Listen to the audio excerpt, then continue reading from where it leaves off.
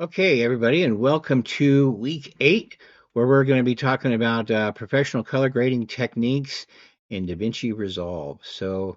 Let's just start off by saying we're not color correcting, we're color grading. One of the biggest things that they talk about here for all this is called a printer light. Now, what they mean by a printer light is back in the old days, is the 60s especially, in Europe, they were making all those artsy films and a lot of the times, either over the camera lens or over the lights, they would change the color of the set based on how the light flows through a color gel, a red, come on, translucent gel, or something like that. And it's effective. In the modern day version of being a colorist, that's a very successful job to have. Some examples of that. One example I can think of off the top of my head is a guy that came up with the mixing the teal and orange together, and it was most drastically seen in the kind of recent-esque movie Blade Runner 2027 or 2047 or something like that, whatever the latest one is with Ryan Gosling. They do a great job towards the end of that meeting of being in a supposed toxic environment by using the teals and blues, and they do it so well that you are actually a little afraid of your moment, and if you're really sensitive, you'll get a little sick to your stomach over it. And it's just an idea of how an example of how powerful color can be. So that said, let's get after it. The guys here at Low Post have a bunch of colorists that have jumped on board with them, and this is their most basic of color grading sets of things to do. So there would be a lot more. This would be just the tip of the iceberg for this. So hang in there with me, and we'll get it going. So let me start by getting my big mug out of your way. Computer only. Let's come over here and bring up, and I've already got things set up. Which wasn't easy. They don't give you a predetermined setup until the fourth or fifth class, and then everything's smooth from there supposedly. But let's look and see what we got here. We have a fairly uh, uh, good black to gray gradient. Black is black on this side, as black as it can possibly be, to as white as it possibly can be within this color palette. How do we know that? Because we go down here to our low left side where it says 0, and our upper right side where it says 1023.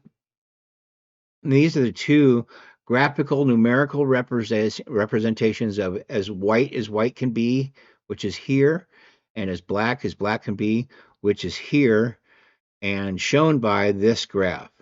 Now, as you look at this graph, you can kind of see that it's not pure white. It's a little studded here along the way here.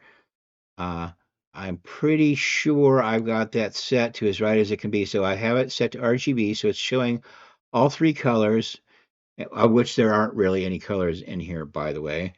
The waveform set in the middle for brightness. Everything has been set is middle or as normalized as can possibly be. So we have node number 1 here. And node number 1, and we can come over here and we talk about all of this stuff here on the curves is contrast. So when we come over here to our curve thing, well, we first come up here and we hover over it and it says curves. All these little guys here are some color representations. So since there's only black and white, this is kind of a weird picket fence. Not to worry, we don't have it's not our problem right now.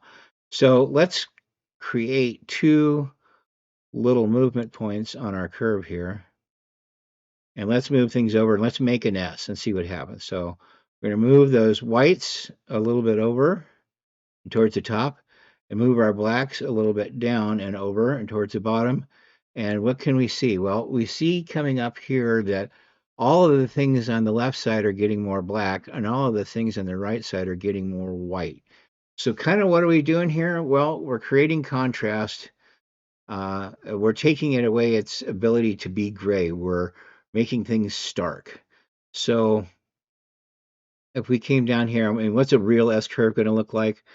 Probably a little bit closer to that. right?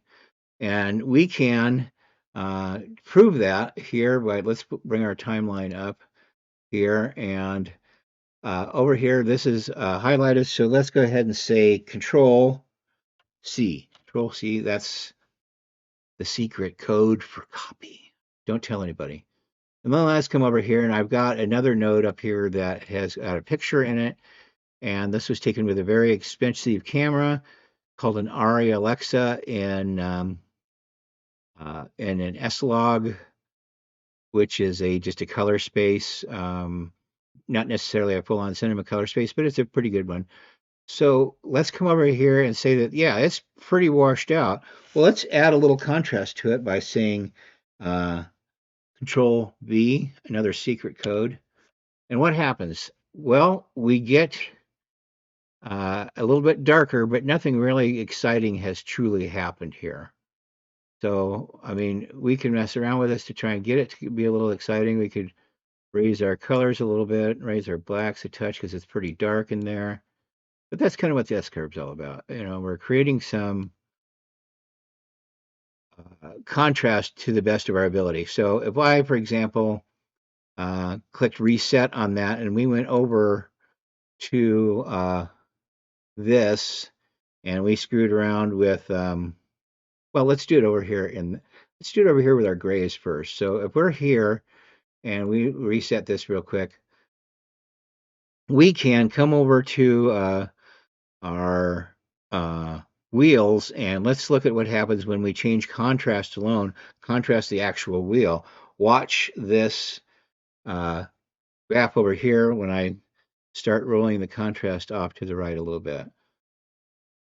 Yes, guess what it's turning into? It's turning into some contrast curves. And if that doesn't prove what's happening, I don't know what does. That's actual contrast. One of the things to remember is that everything that's on this curve here is all red, green, and blue. So uh, they're right on top of each other. And we're gonna touch on that in just a second as to why that's important. So over here on the pivot, so we're gonna move this wall between the low part of the blacks and the high part of the whites back and forth. You know, and you kind of see how that reacts with the curve. So would it react with our picture over here. So I forgot whether we had any curves on it or not. We don't, but you notice that all those picket fences are gone over here too. Those picket fences were just about colors. And yeah, so let's do this. Let's play around with this and see if we can't get a decent S curve on here and a little bit of just a little bit of contrast adjustment using, ooh, I don't know what happened there. Sorry. Got away from me there for a second.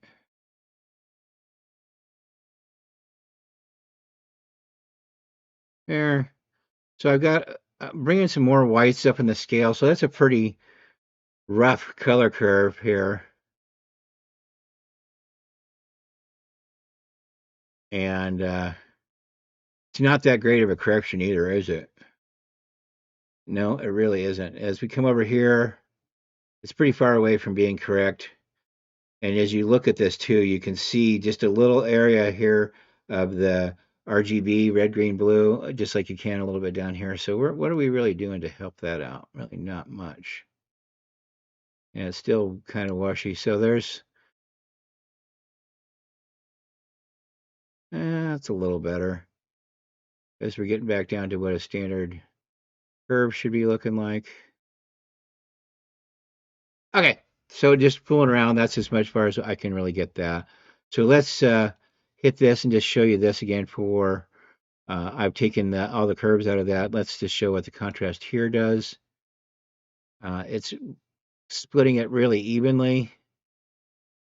Not doing a very good job. We would have to bring in the pivot on that and either lighten it or darken it to show the areas where that steep line of the curve between the black and the white connections are here. So that's kind of the way to do that. At any rate, let's clink out of this and let's come up here and reset that node and come back over here and let's talk about some other things first here. So we've talked about the contrast, we've talked about the pivot. So let's talk about what's really under here, okay? So let's start by using a LUT. A LUT is a lookup table. So we're going to come over here. We're going to right click on that and come down to a LUT. And we're going to use the LUT, a technical LUT that's meant specifically for this camera. Okay. So like I said, we're using an ARRI Alexa and log C to the color. Log C color frame is very stark. It's a good canvas to put a lot of stuff into. Sorry, I lost my place here. And into our Rec 709, which is pretty basic, pretty standard for cameras, uh, TV, posting, things like that. But if it's coming out of a digital projector, probably going to have to use some more horsepower on that. So what's happened here? We have now, by not changing anything other than just putting that LUT on here, we have a perfect S curve. Very perfect S curve, as a matter of fact, because the company made that S curve. So let's do our secret thing here. Probably have never heard of this. We're going to Control C this node. Okay. Then we're going to do another very, very secret thing. We're going to come over to our other node here that we got set up, and we're going to say Control V. These are very top secret commands. Uh-oh, look at what happened here. In fact, all right, more of week 8, and we're back, and we're already over here onto lesson 2. And the lesson here that is coming up is the corrections in log space and gamma space. And it sounds way more complicated than it is. So let me first pull my face out of here and come over here. And I've got everything all set up with 3 different nodes here. They're all serial nodes, and they're just kind of along the way here. And so what we want to do here is just to demonstrate what I'm fixing to demonstrate to you. Here's we're going to come over to the middle node, and we're going to come down and we're going to put our favorite S-curve LUT in. Sorry, I don't know why it's not doing it. There we go. Let's come up to ARRI, over to ARRI Alexa log C Rec 709. And so we have our lovely S-curve in here. And so let's do this. We're going to come over here on either side of this. And oops, I didn't mean to turn it off. We come over here on either side of the S-curve. So remember that the arrows happen downstream. So what we're actually looking at is over here and how different things along the lines affect it. So we're going to come over here after this lovely S-curve here that we know corrects things darn near perfectly. And we're going to do this one here. We're going to come over to the offset. This offset here at the bottom is just brightness. Okay, so this is after the curve right here, and this is adjustment after that. So if we scoot along, man, I didn't even scoot along very much. Let's do this one more time. So just at its standard thing of 25, and to brighten it up at all, to go up in the brighten up scale, moves this line completely off of the scale, and that's called clipping. Let me show you that again. So as this starts to clip, at 24.45, it started to clip. And not even a little bit here. If we can come over to here to 30, here we can see that. Let's just come over here to roughly 30 here. That we can see that all of this is clipped up here now. And what does that mean to us? That means that that is unusable information. That means that it's past the curve here. That information is just not usable at all anymore. So it's the same thing if we come down to the other side here. We pass where we were. It doesn't happen as quickly, but as we drop the brightness on it here, get our contrast out of things here, you can see it happening up in the thing here, where it's taking everything. It's taking the white out of it. It's taking all the blacks out of it right away. And all those blacks from here on over are now completely unusable. So let's try the same experiment over here. Oops, over here. We'll highlight that guy here. Now remember, this is running through the curve now, through this guy. It's just a piece of glass. There's nothing in him, okay? all we're doing is adjusting the curves on either side, or adjusting the brightness more to the point. And what we're seeing here in this waveform or this monitor is what's over here on the way out. Remember, everything happens downstream. So let's raise it up a little bit over here. Now watch the top here. I'm almost at 30 now, and almost nothing has come off the scale. So remember, this is the adjustment and then the curve. So the curve allows us to use more of the color spectrum. So we keep going and going and going and going and going and going. Uh, that's a pretty long way, and we only have lost just this little tiny space up here. Same thing when we go down here and mess around with the, let's center it, and let's mess around with that back there, how long that blackness stays on the scale of usable data. Super important. Okay. I know that sounds like a weird thing to know, but let's look at it from one more perspective up here. When we change things from this window, let's watch how fast things move. Okay, I'm just brightening it up. So that basically means that from here on over of this grayscale is now nothing. It's just completely unusable. It's gone. It's just whiteness on the picture. So can we do this with a picture? Maybe. Let's go over and check it out here. Let's bring in a Alt S. Alt S. And we don't have anything on these guys here. Let's see how it looks with an actual image. And that might give us a better idea what's really happening here. Let's make these a little bigger so we can see what's happening.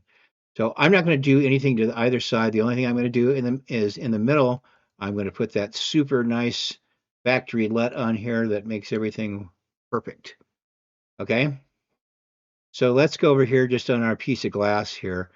And this is where nothing has changed. It's just going through. It's just empty. Okay. And I change our brightness around.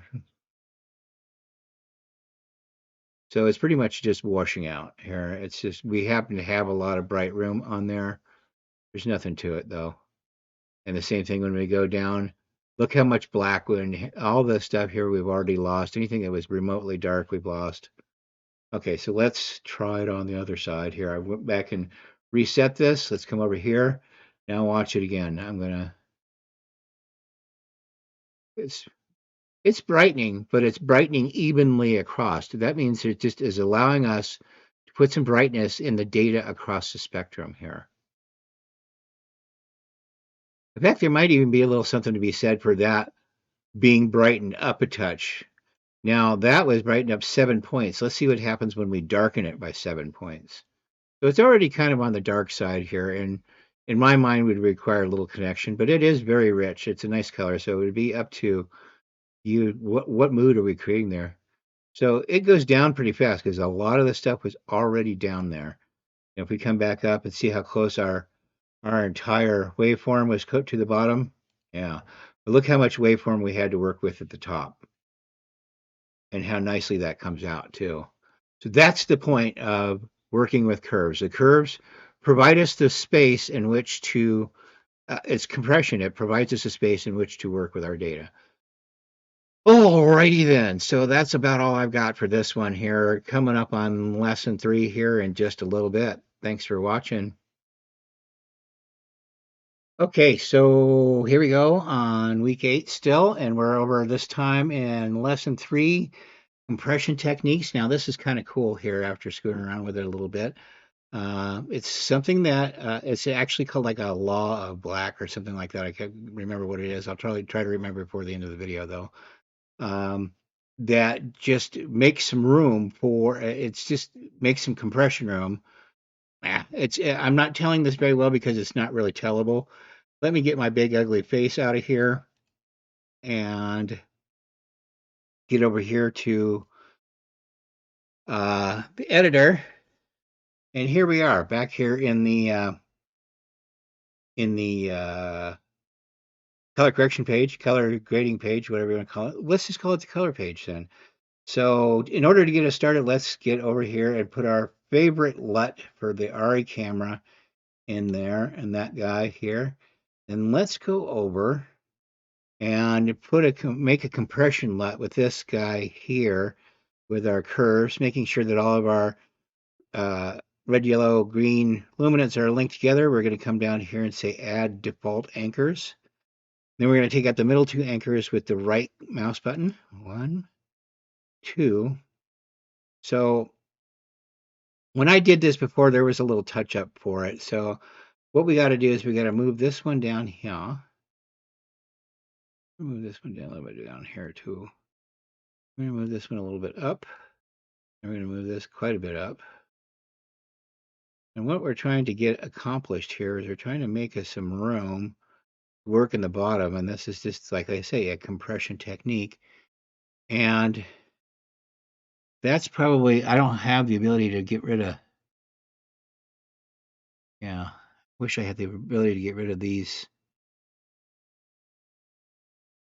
spikes in here, but I guess not. So I may, but I just don't know any better. Let's do this. Okay, so we have everything set to get started out here. We have our handy dandy S curve. We have our handy dandy other S curve. So let's come to the screen and grab a still.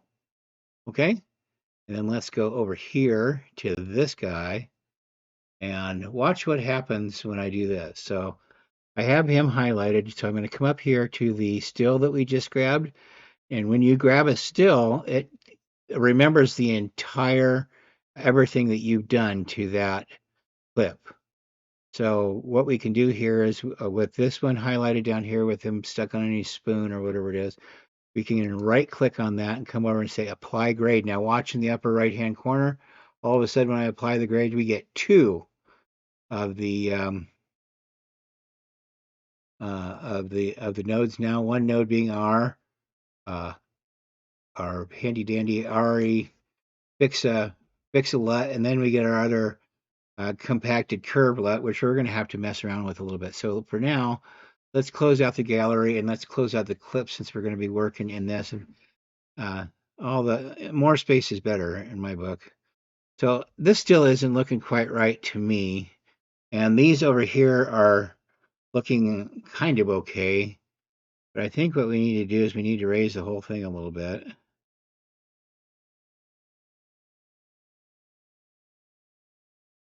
Just to get it to kind of look like theirs did. And that's pretty close. And the picture itself looks a little bit better too. Let me scooch this over. Let's make some more room. That's the only thing I miss about Premiere Pro is the ability to spread out all over my monitors. This doesn't have a what do they call it? A modular desktop so much. So here we are here. What's the next thing to do? So we got to play around with these blacks down here. And we can do that by right clicking here and coming down to add a node. We're going to add a serial node right there in the middle. Let's just leave them down there for now. Then we're going to come over to our color wheels, making sure that they're on the log color wheels. Then we're going to fool around with this down here by decreasing this around -5 is what they did in the video when I watched it and many times. And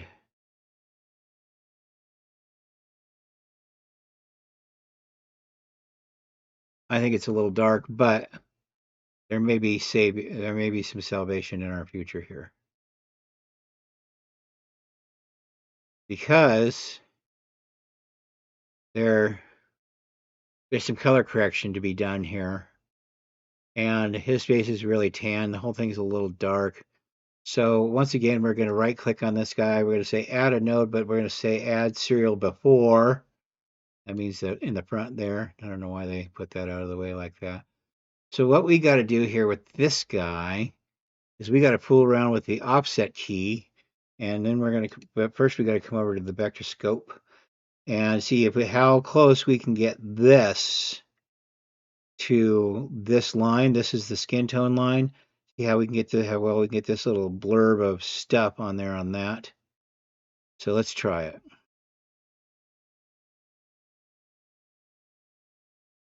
Yeah. I'm really not looking at the picture right now. I'm just looking at the scope.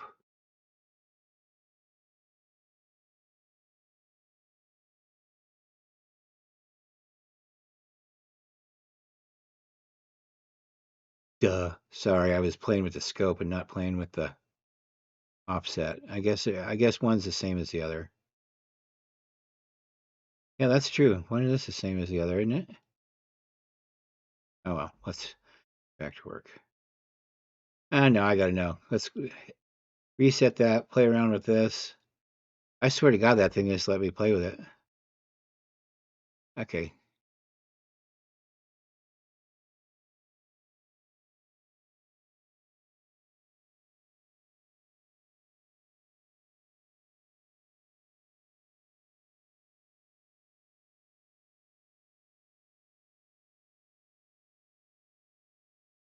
This is why you don't want to be screwing around with trying to do this with a mouse.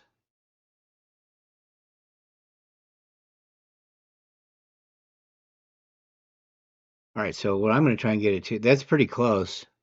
We're getting there. He's a little dark. Now we're almost there. Well, according to my scope, we're pretty darn close. Of course, this is also subjective. At any rate, that's fun to play with that. I can just have hours and hours of fun with that. So, what's the takeaway from this? The takeaway is that quickly we have built a way. They assume that when you come into this, you've got your white balance sorted out. And so we have put on the RE LUT that controls the camera really nicely. So we have a good solid start. Then we use this other guy here to compress so that gives us some room to work with the blacks and the whites.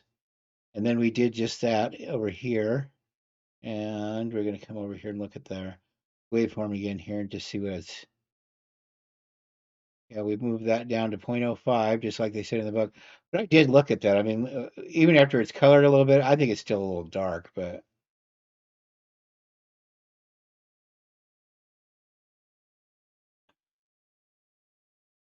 I don't know. All in a day's work for that. And then over here, we got a fairly decent color track out of it. And I'm okay with it. And this was a color correct, not a color grade. I think that's an important thing to say. And anyway, boom, we're done with lesson 3. We'll see you in the next one. Thanks a lot. Everybody, and welcome back to week 8. We're already here on lesson 4, and that's going to be some low light, low luma compression techniques here. And I got to tell you that for a 4 minute and 9 second video, this caused me to be a very large head scratcher. So let me just show you what I have already set up for us, and then we'll walk through and talk about it and talk also about the differences in versions of DaVinci Resolve that actually drew a phone call from me to them yesterday. Fortunately, they have an office in California, and they were really cool too. Okay, so let me get my mug out of there and let me get the program up. So let me just turn this stuff off for now, and we'll get to all of it. But for starters, we're over here. Let me zoom out a little bit. For starters, we're over here. Here's everything. This just picture out of the box with no changes to it. As you can see, I have all the nodes turned off, so there's nothing that's been added to this whatsoever at this point in the game. So it's already a dark picture. It's this temperature, this light, and this temperature, this light are coldest to poorest, very warm. But as things go on here, and plus there's a companion video with everything I do here. It's not taken out of a book. I actually get to see what they ask for down to the exact number of the settings they asked for. So the first thing we did was we'll turn this guy on. We went over down to the LUTs and we added our RE LUT. As you can see, that's checked. And then we came over here to the offset. I don't know how that got. Then we came over here to the offset, and you can see that this is no longer the case here. The instructions had this set to 8.5. They had it turned all the way down to 8.5. And though the parade graphs kind of matched it, the color and everything else really didn't match it at all. So I brought everything up to what it appeared to look like in the picture of the on the video itself. So and I know that I'm using color corrected monitors, so what I'm seeing is what they were seeing here. And so getting my stuff to look like their stuff, and the difference between versions, if you look down here, I'm at 18.14 now. I just updated again the other day. So that was quite a thing to skip over. So the next thing we needed to do is we were going to take the top down a little bit. So let's turn this one on. Let's come over to our curves. And what's going on here? Oh, so what he asked us to do was to bring this down a little bit. And as you can see, it does bring the tops of things down a little bit. And what I learned here is that they needed to come down a little bit more. But mostly, let's zoom in on this. But mostly, let's see what happens here. And it's worth making some. I like to make some really wild changes sometimes, so I kind of get the idea of see what's changing. So you can start with a big wild change and kind of settle on something. Uh, and then he brought his editable spline out and put a curve in it. So did I really see much going on up here? No, I really didn't. But did I really see a lot going on over here? Yeah, I really did. He made it a point of telling us that what we see here will kind of flatten what he called the roll off between the midtones and the highlights. And honest to God, just the only thing I'm really seeing here is the highlight that's behind the lamp here, where the light would be hitting that lamp post. If I got down here, I'd be taking away from it. So I'm going to take their word for it that that's rolling off correctly. Maybe my eyes just aren't seeing it well enough. Okay, so that said, we're moving on to the next one. We're going to turn it on. And he was also a color wheel guy here. Remember that we're still always working in the color wheel. And then when we were working over here in the log, that we had separated out just the luminance. So an important distinction to make here. So here in this one, he meant to have our highlights turned up to 0.5. There we go. Close enough. And then our highlights, he had ran up to 0.5 and then put back down to 0.3. So let's go ahead and put let's just turn those off for a minute. Let's move our highlight number down here real quick and see what it really does. It's brightening and lowering. It's like the brightness switch on the wall, the rheostat on the wall. So I'm bringing that all the way to 100 here. We bring it down a little bit here to negative 100. We can kind of get an idea what's happening. So do I really think that 0.5 is going to make a worthwhile difference here? The subtlety of this is just lost on me. I'm a little confounded. Because I mean, here's on. I'll put my micro mouse movement on here. This is okay. That's one. I'll come up here and just turn it off and on and see if we can tell any difference here. I can't tell any difference.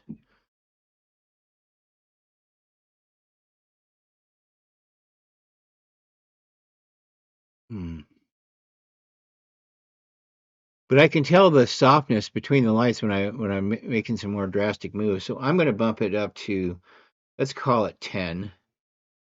And then I'm going to turn this up, play with this a little bit and see where this really goes.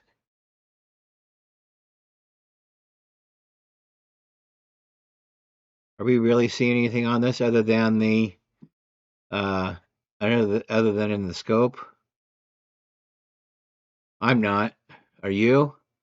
But so I'm going to set this where he said set it, and then I'm going to double it because that seems to be the numbers of things that we are getting here. Let's bring it to 2. That will be a solid double here.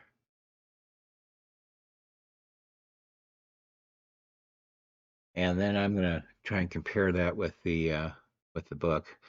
Okay, so the last thing is here's we're coming back down and we're doing another curve, a third curve, and that curve looks like this. And this curve actually does do something. I was pretty about that. It kind of increases the darkness and it makes the darks look much more rich. So here's without, and you can see as we kind of go up the scale there, we don't need a spline on it. As we go up the scale here, you know, that's not helpful.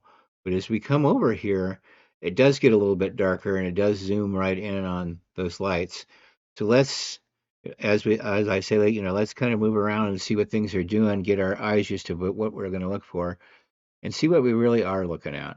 So what he was doing, and this is now looking almost exactly like the one that they showed, and I get why we've made these adjustments now. Maybe not all of them so small, but as we have worked out uh, all of the um, some of the blacks here that are a little bit blacker. This is a pretty darn cinematic piece of clip here. So let me move over here to the editor and just hit the full on key. That's what our work looks like when we're done. So here's what I see. I see a little grain, but that's okay. That's fine. It's a film. Uh, I see the figure there. Where I mean, this is a truly a nice cinematic look, and it's something that I would play around with the next time I run across something that's dark like this, just to experiment. I think this once we added the RE-LET to it, it kind of made it difficult to understand for me anyway. Not saying that this isn't worth the experiment by no means is that the case. Oops, let's get it back over here. So we had these 4 things, and again, this was about color grading for sure. More to the point, chroma grading and chroma grading in low light. So as usual, this character that does this class, he's really good and he's uh, very precise. But I have to be the one that's making that adjustment between versions of my version seems to move a little bit easier. It seems to move a little bit more accurately and requires some bigger numbers to get the same effects. Also, I'm not getting some, and I had to stop and go look up some terms. One of the terms that he keeps using here is painterly. And so, do we think that we're looking at a painterly image now? Yeah, I would say so. After I looked it up, uh, I think it's a really nice image, and it's something that I definitely want to, like I said, I want to use again. I don't know. It's just kind of worth thinking about here. How do we fit this in later? And this was a lot of work to keep uh, going back and trying to translate what's going back and forth with it. I don't have to. Hope I don't have to do too much more of that. At any rate, that's my long-winded, blatherly program here. So I appreciate you guys watching. Oh, that was the other thing about this. Watch the parade here real quick as I move that on the bottom. It smashed everything all the way down, and maybe kind of one of the words he was using here, especially with this guy, was controlled clipping. So I thought that was kind of interesting, where he took a lot of information out of the scene. Okay, I'm sorry, I'm blathering on here. Thanks a lot for watching.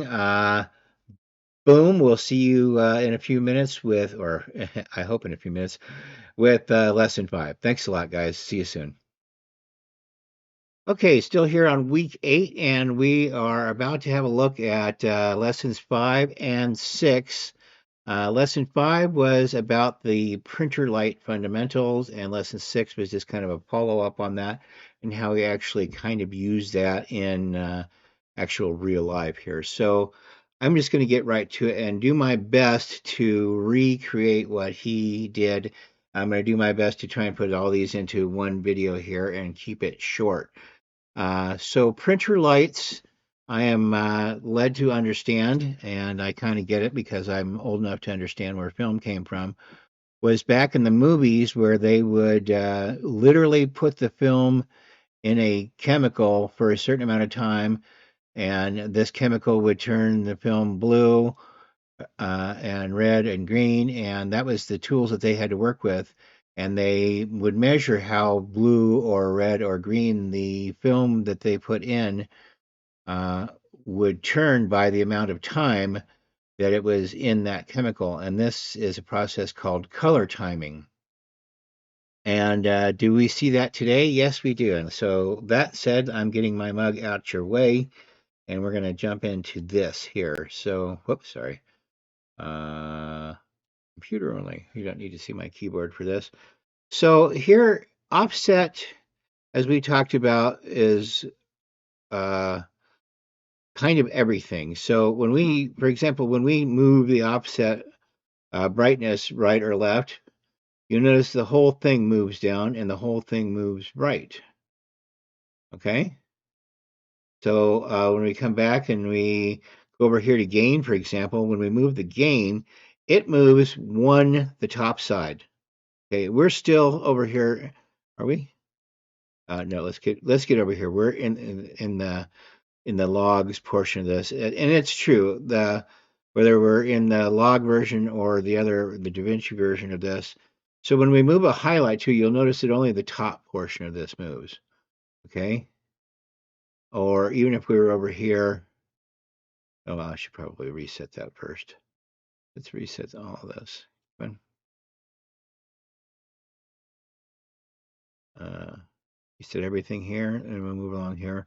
So even when we move gain here, you can see that this is staying stationary down below, but the top is moving over. So that is not a balanced thing here, okay? And the same is true for lift down below, up and down, up and down. Okay, so when we come back over here to offset, uh, and we start talking about colors, we can, for example, we'll put the red up a little bit, okay, and we put the blue down a little bit, okay, and so we get brown out of it. But what do we really have here too? Now when we change the contrast, or not the contrast, but the brightness and darkness here, we see all those lines that are still moving together. They are still equal distances apart. They are parallel lines on that scale. Okay, so when we go over here and we look at gain, for example, and we do exactly the same thing, we put what did I do? I put the red up a little bit and I put the blue down a little bit. See how those lines spread apart? Okay, the whole idea of this is so that we can get things to do as far as balance goes, where we can have a predictable distance. Again, the same thing, we do it down below. We move the red, we move the blue. We there's, I mean, we could try to come up here and do this, but why would you? That's just silly. So here we are back at our paint lights, and we're now going to switch over to this guy, and we're going to come in. We're going to say Control S. Are we? Add a node.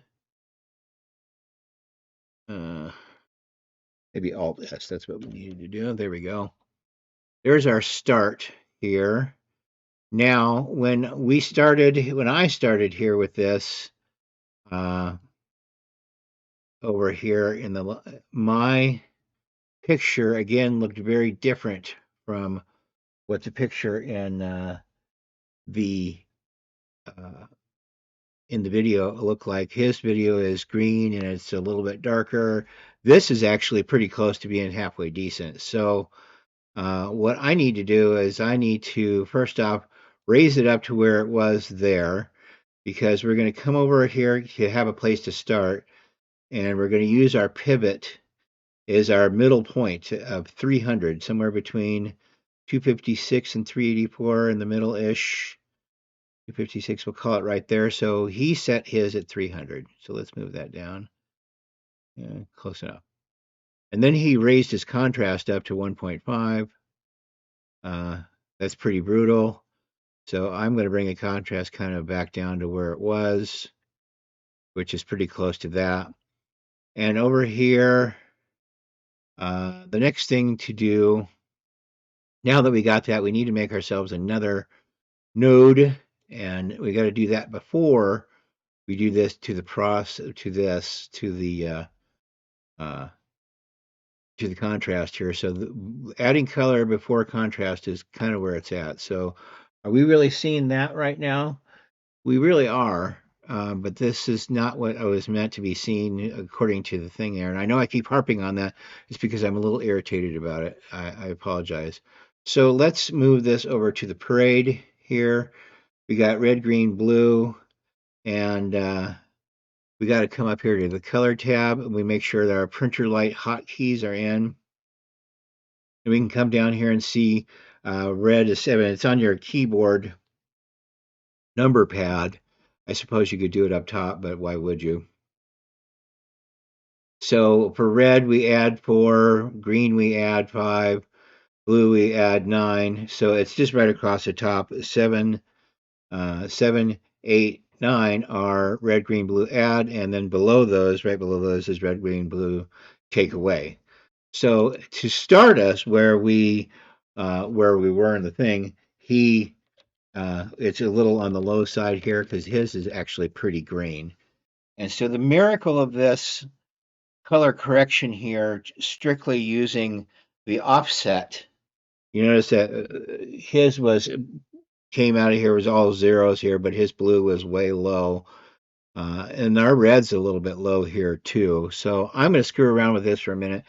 Just color correcting with the hotkeys and the offset as the video kind of prescribed here. And I'm sorry I had to go back and screw around with this. So let's get things as close to equal across. Now, remember, when we match colors, what are we really doing? We're creating color balance. So this is kind of the long way around the barn, or the old-fashioned way, or however you want to look at it, of doing the color balance. But it's certainly kind of a cool way of doing the color balance, where you can really learn and see what you're looking at here. And having the scopes obviously is brilliant. So let's bring our blue up.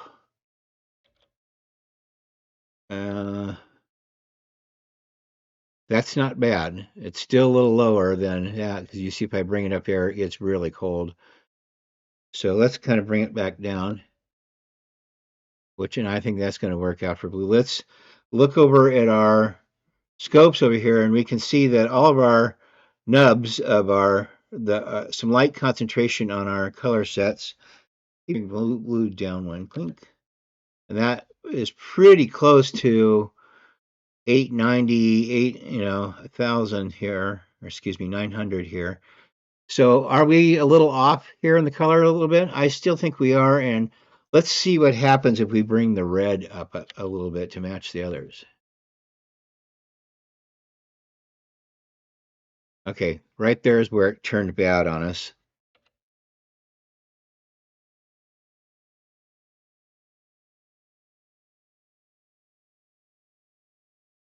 Fooling around with it here. Okay. Let's see what happens when we play around with the greens. Got a little bit more brown here. So we can also see here that our blacks are getting weirdly colored because we're coloring everything here, uh, not just the image, but the bars on it too. So don't pay any attention to the bars. So just pay attention to that. Then I'm going to go look at the histogram here in just a minute and see where we are in comparison with the skin tone line. Right there's where I think we look pretty darn good. Supposedly, there's a way to come down here and say you can do half printer lights and half uh, and quarter printer lights. I'm not quite sure how all that works. Looks like there's some hotkeys for that. It's almost easier just to type them in than to screw around with the hotkeys. For sure, it's easier to get a color balance on it easier than that, but there's lots of ways to get that done, and this was kind of neat. So let's go over here and look at our histogram, and just to see what's happening. No, that's not, excuse me, not our histogram, our Betroscope. So if you look at that, that's pretty darn on the money for our lineup with our skin tone line here on that. So just for fun, when we mess around here, let's see how far off we really were.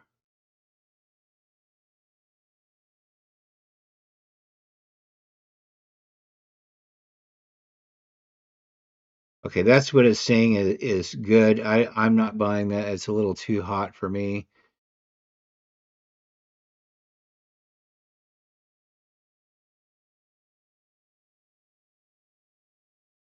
Okay, if we're going to color correct, to my eye, that looks pretty darn good.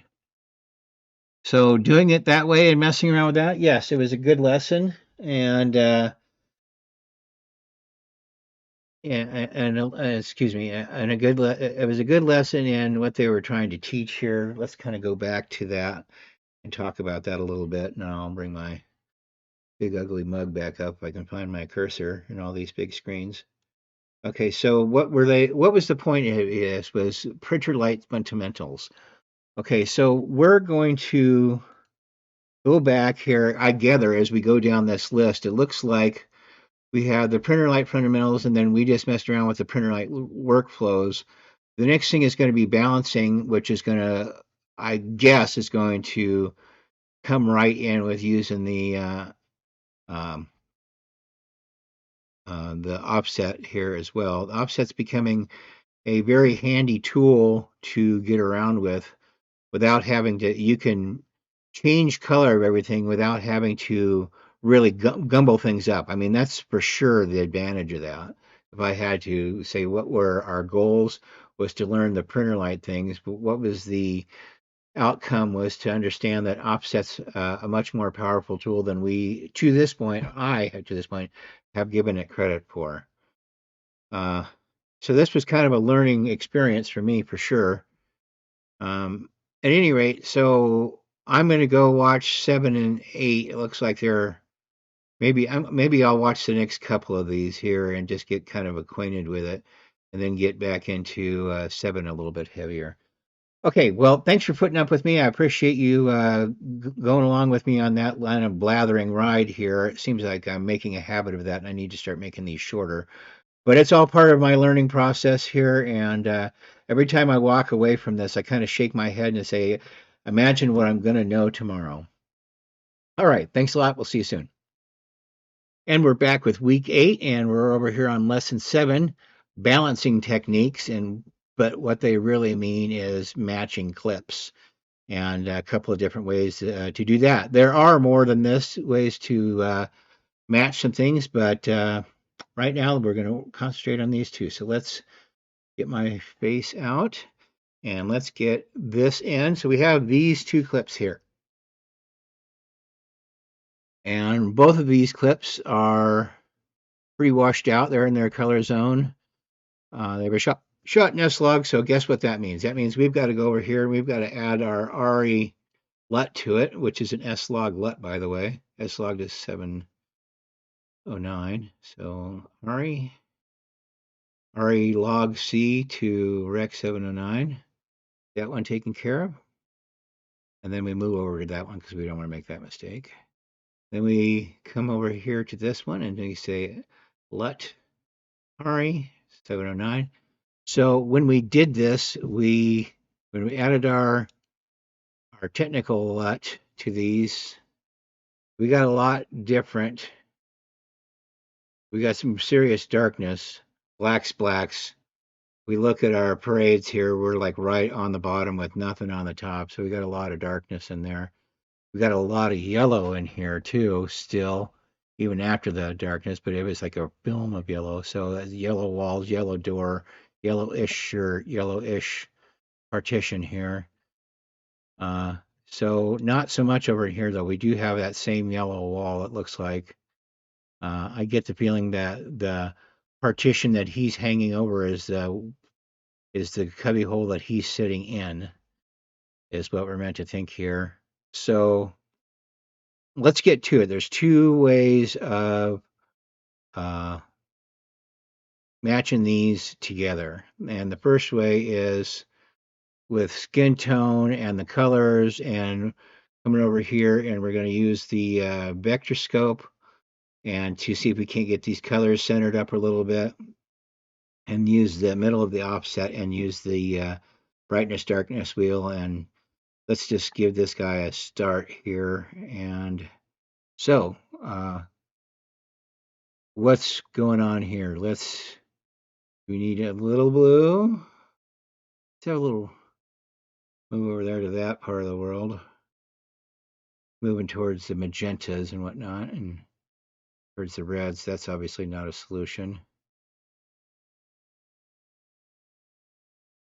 That's not bad though.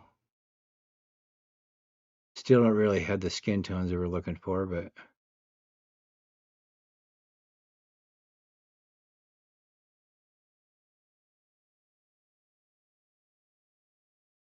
I'm going to take the clips off of here and so I can see it better. It's difficult to try and color something with such a small image.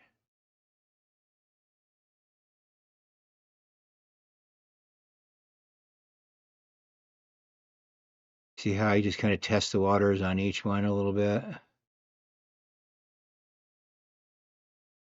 I'm looking down at my vectorscope trying to line it up. Got a little bit too much red going. Well, I don't want to make a total meal of this, but I'm thinking that's pretty close. Let's go have a look on the other one as well, see what we can do with that. So 22 and a half, 21 and a half, 22. Let's do the offset on the other one first. Clink, and get our clips out of the way so I can actually see what's happening, and then put my micro adjuster on my mouse on. I'm lucky to have a really good mouse. Okay, so that's getting a lot of the yellow out.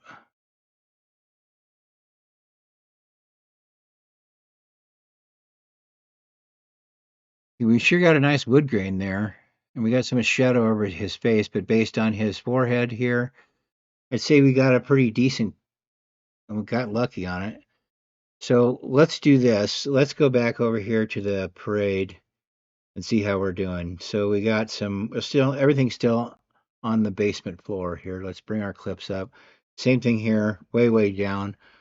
Let's bring a little bit of light into things here.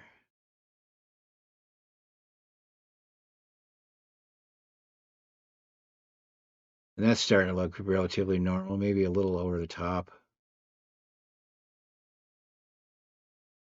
This one was a little brighter over already, so let's bring that up just a touch. Too much. Okay, how are we doing here? This needs to come down a touch.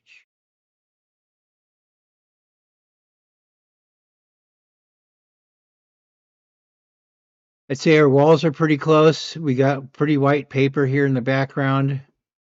If that is indeed supposed to be white, it looks pretty white to me. Pretty light white lights. I'm going to call that a semi-success here just for the first time of me screwing around doing it. And that was our first thing using both the vector scope and the parade here things, just kind of see how far we are off the ground. Note that there's still a lot of black on the bottom and an awful lot of white on the top here. What do we think about it overall? I think it's not bad. And I think it fits in with his kind of little movie-ette thing. So let's reset our offsets here and reset our offsets over here. And we're going to come up to this guy, the color bars, and we're going to use our number pad here to see what we can do about uh, increasing our RGB values by one entire point at a time, just because that's kind of a neat way to do that. So then let's start with our other guy, and let's get this yellow out of here, or at least a lot of it out of here. So one.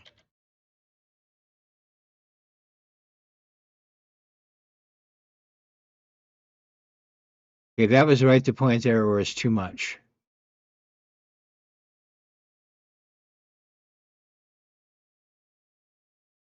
Uh, let's touch it up with a little green, maybe one red. What do we think?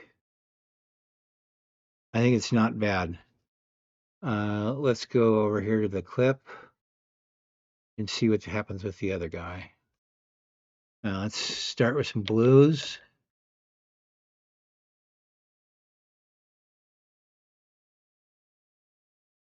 Okay, that's right there is a point where this is a point where it becomes too much. This is a point where if we look over on our parade, it's starting to match up pretty well. Let's add a little green, see what happens. Huh? Not bad. Let's add a little red, see what happens. Huh? Not bad. Not bad. No, we had all the green we needed. And yes, okay, so when we added color, we also added some lightness. Considering what they were to begin with before we put the RA LUTs in here, they were not that dark. So I think it's okay to try and find, if we're going to call this module a balance techniques, then let's balance some things up. So at this point, where are we? We are a little blue over here. Let's take one blue out, compare again. Let's take one more blue out, compare again. Okay, so let's touch up. These numbers are much higher than our other numbers on on things. 26, 26, 32, and the other one is 30, 29, 33. So what happens if we lighten this overall up just a touch? I'm going to put my glasses on for this one. Now let's look at this one, lighten it up a touch too.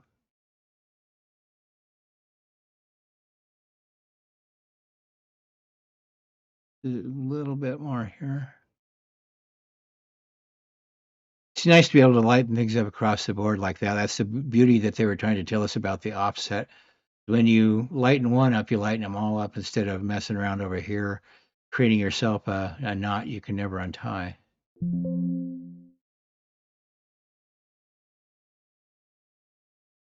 I think we got a little extra blue over here, more than we needed.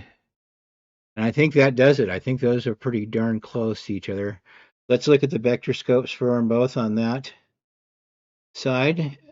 Vector scope on him is pretty dead on. Vector scope on him is a little off, but it still looks good. Maybe it's a little blue. Ooh, that kind of did a nice thing there. Since we turned the brightness up, we did get a little bit of extra blue. Of course we did. If we're going to increase all the colors, we're going to increase all the colors. And the brightness, yeah, that works out nice. I don't know. Overlooking things here after, I'm just as fine with one as the other. I like the fact that I can use the keypad and it's not as touchy as playing with the color wheel on the offset. If I had, there's a piece of machinery that goes with that that has a piece of hardware that literally controls is a direct control into your computer rather than a keyboard and a mouse. It's a nice piece of equipment. I think I'll have to own one of those eventually.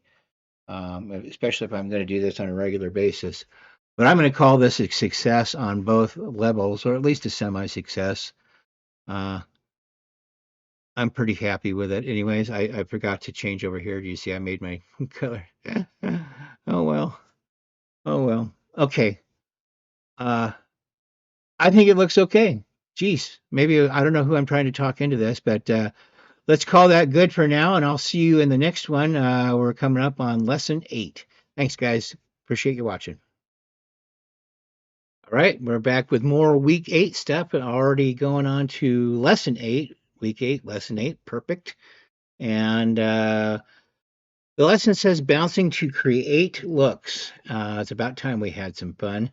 So let me get my big face out of here with the computer over to our timeline, which is ready to go. So as always, we are going to start over here with our RA look, or RA LUT, excuse me. And maybe before we click yes on that, we will take a moment to kind of notice if this is bright, it's yellow, tan, and it's a guy, and we want to change the feel of this. So let's start by getting a good S curve on there. And ordinarily, if this is a point where we would also come over and do the uh, brightness of it, contrast of it. We're not going to do that this time because they wanted to show off on how and on how to do this look here, and that how contrast affects the colors that we add in the end. So it was kind of interesting. It was worth doing. So let's go ahead and add a serial before. And in this serial, in this node, rather here, basically what we want to do is we want to come down and drop saturation to 20% or 20, whatever they want to call it. I don't think it's this percentile. I guess it might be just easier to.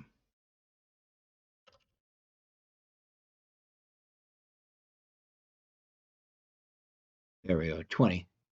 So most of the colors and things taken out of there, 60% of the stuff we'll say. So if we were at 50, 20, so yeah, 60%, that's a reasonable thing. And so now let's jump over here to another node, add in the serial node before. And this is where we're going to screw around with the bounce thing here. So we've got our S curve in, we've got our saturation taken down, which is okay because most of the colors that happen, remember on our S curve, uh, that the point between the two curves in the middle of the screen, the midtones, will be bearing most of the color load. So what they mean by bounce is that we're going to a color, we choose a color in left, and then we choose a color in gamma. In this case, they did blue lift and yellow gamma, and they just went back and forth, kind of adjusting the two between blue and yellow, like I said, and to give this a special look up here. So let's start with that.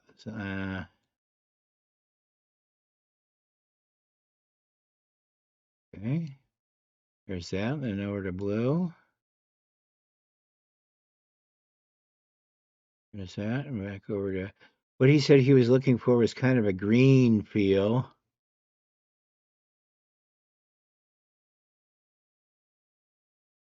That's where we're going. Or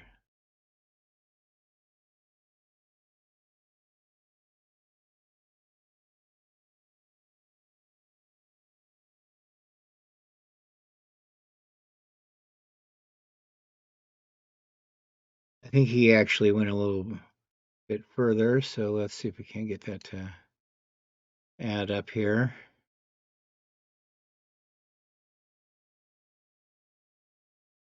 That was pretty much what his wound up looking like. There was a lot more blue in there than I would have thought on after I'd done it, but maybe that's because I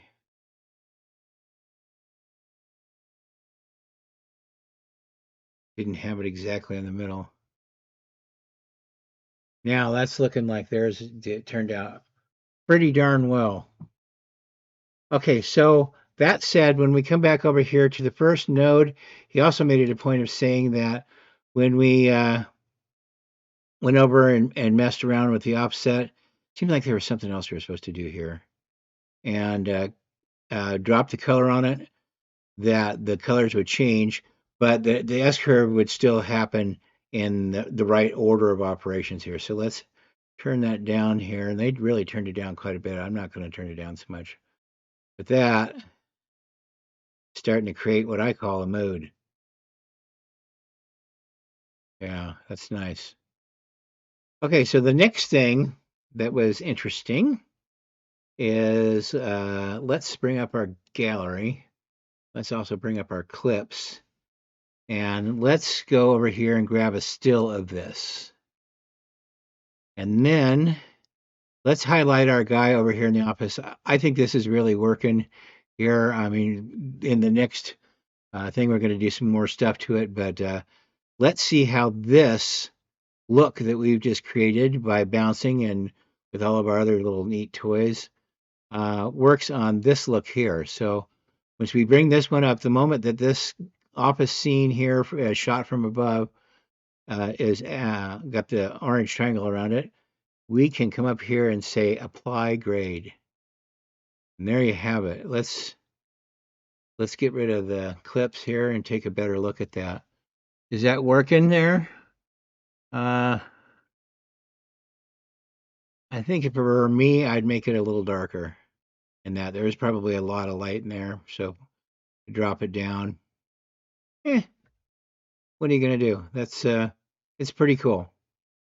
So I'm gonna back out of this for now and get back to our other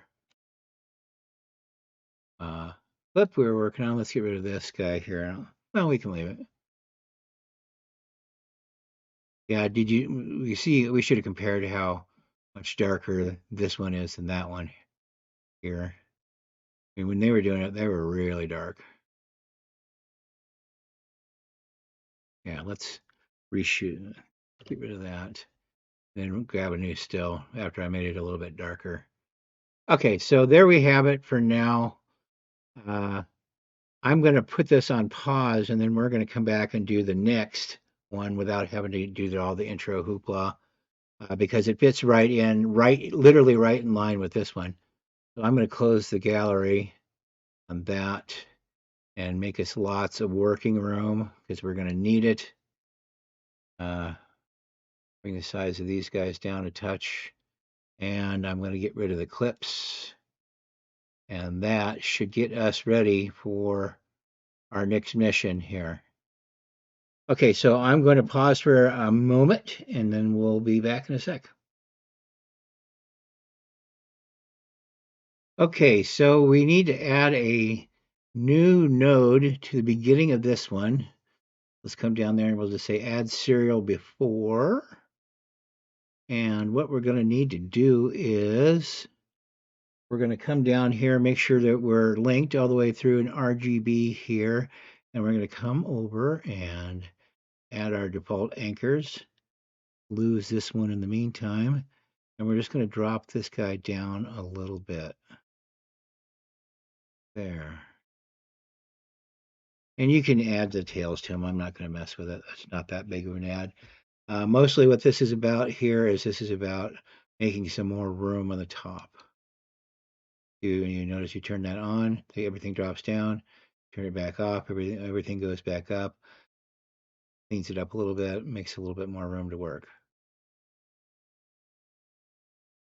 All right, and so next we're going to go to our green node and we're going to try and add a little bit of red to his face correctly. So let's start by adding another node to that, but this time we're going to add a parallel node. And we can bring this guy up here, put this one right in line. It look tidy. Okay.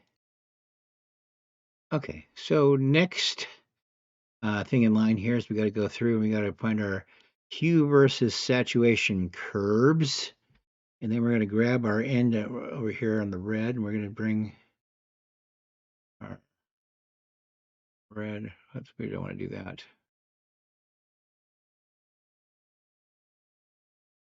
Let me set this here just so I can get it correct.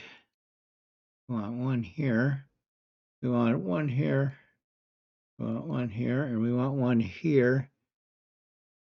And we're just going to bring this guy up a little bit.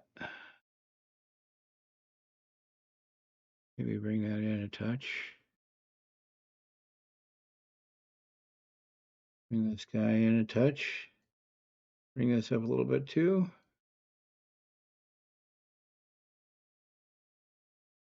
Target that a little better. And I just did it on the wrong one. Okay, let me get everything. Oh, let's just restart it. I'm sorry, I screwed that up. Okay, let's redo this here. I need to get my hue versus saturation. I need to get my pieces across here so that we can raise the red, which should turn up in his space. Here, brought these down and across there.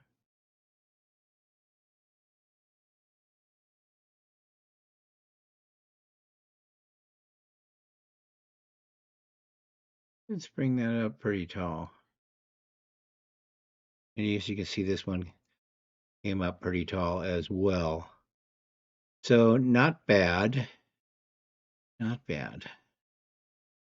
Okay, so one more to go here. Let's come up here, right click, down to add another node. We're going to add another parallel node, but this time we're going to do things a little differently. We're going to do things as hue versus hue.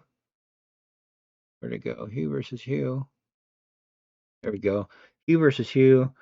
Click on Mr. Red here, which put those new. I just learned that these new little things, whenever you click on a color, that does the brain work for you. No big deal. So, and then this one, he just brought it up a little bit here, like 10%. And I can't tell if that's affecting the whole thing or not. So let's look here.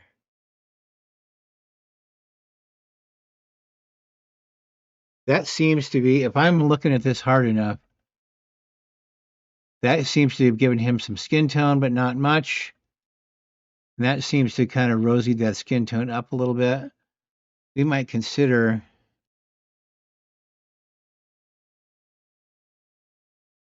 curves versus hue. Hue versus hue, we want to be over here. We might consider dropping that just a touch. We don't want to overdo it here because they really went out of their way to do a look, and then it turned out. Okay. Looking good. Okay, so we have this conglomeration made into a pretty nice thing. So let's try it again. Do we think that this, let's just ask yourself a couple questions. Do we think this is a dark enough thing? If so, I think that I would like to maybe dump it even more to really give it a mood. I think that's cool.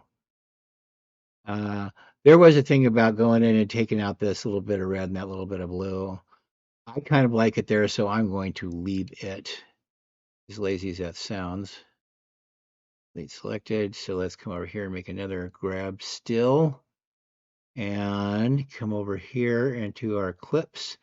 So when we tested this clip over here, this was originally a much lighter clip, I thought, than this one was. So let's try it. And just to try it, it's the only thing I did was I put I didn't even add this yet. I just put a cursor on it.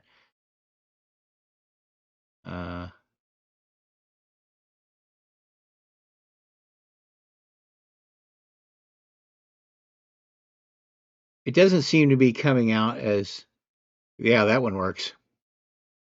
Matter of fact, I think that's the other one that he compared directly to this one. So let's go Well, he did mess around with that one, and this one a little bit. For example, like he sharpened the face and things like that. Some pretty basic things. Uh, we already know how to do that. I don't want to mess around with it. It's the coloring that I want to spend the time on. So that is very cool. I think that covers both of them, doesn't it? It does. It covers 8 and 9. Excellent. So that was fun. I want more of that, please. And I just love the little nodes. It's such a great way to think about how things got done, where we started with our S curve that we had to drop the top of, a little bit of light compression for the top of these guys. We added the skin tone with that, with just a little bit of red with the parallel nodes because they're all feeding off the same thing. Perfect. Over here into the saturation. Initially, we dropped that 20%. So we had room to do this. Now, maybe it would be worth just as an experiment going back and seeing what things are like when you drop the saturation even more. Yeah, it didn't do anything. It just takes the color out of it.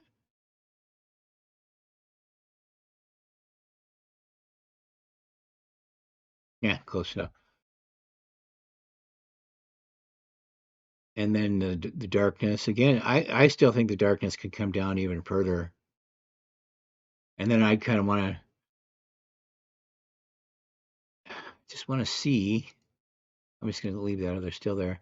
So that's the darkness down really, really low. How does it look on the other stuff? Yeah, that's starting to look more right. Okay, so that was great, huge fun. There was a couple of little housekeeping things that I left off the video. No sense in dragging you guys through all that. This is advanced coloring, not screw around in the sandbox. All right, thanks again, and we will see you in the next one. All right, back here, week 8, lesson 10. The color channel mixing to create a look is a very, very unique approach to this. So let me let you in on that bit of tomfoolery. So here we are. I've got things kind of already pre-set up for us. Our first, as always, our RE uh, LUT is already put into here, and we're going to be creating a new look via the RGB mixer. So we come over here to get started off. He did it all in one node. I want to do it in these 3 nodes here. It doesn't matter, just for the sake of being I don't know, scholastically, demonstration purposes. So anyway, we're going to bring this one up to, I don't know, 1.5 or so, somewhere in there. And then we're going to bring this one up over here to like 1.4 or something like that. I'm just going based on what he did in the video. I didn't really have any. Oh my God, does that look terrible?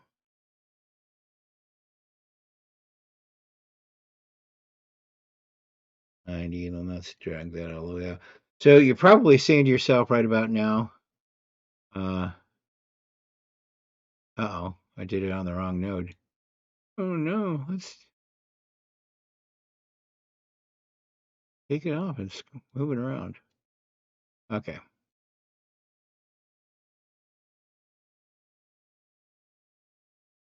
Okay, so we can see that that is, since we just did that here, that is a significantly different look there, right? And even though it looks pretty normal, uh, there's more to be done here, and it kind of takes you to the precipice of being cool and then back again. So we have, a smattering of colors that we think looks pretty relatively normal and kind of cool. So let's now go to this one here and click on the color wheel and come down to the hue, and let's drop it to, I don't know, say 40, 39, 40.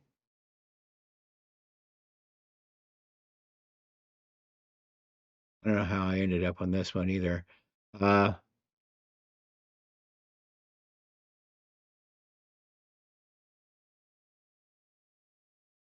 All right, yes. Does that look terrible? Yes, that looks terrible. But there was one other little trick that comes at the end of this here. Um, as we come over to the last guy, and we're going to talk about keying. If we drop it all the way down, it's nothing. Uh, so along the line here, I may have made a mistake, or this is just not working, and I got to start from fucking scratch. So let's drop this down to 65, which is where we did it before. How's it looking? Is it looking normal yet? Down to 58. Actually, that's not looking too bad. At the 50 mark, yeah, that's kind of a cool thing here. All right, so just for fun, before I let this go for today, I want to see if I can get one good shot at this. So let's start from scratch all the way back. Let's come over here to the clips and let's at least start with the right clip. What did we use? We used this one, actually. I don't know how we got on that one. Oh, there it is. And I'm just going to take, I'm going to delete this node. I'm going to delete this node since he did everything on all on one. That's what I'm going to do too, just to see if it makes any difference. Okay, so the first one, our RE LUT, boom, RE, boom. Okay, then we come over here, go down to the RGB mixer. That's going to be 1.5-ish, 1.5-ish, 2-ish, dink, drop down to 91 or so.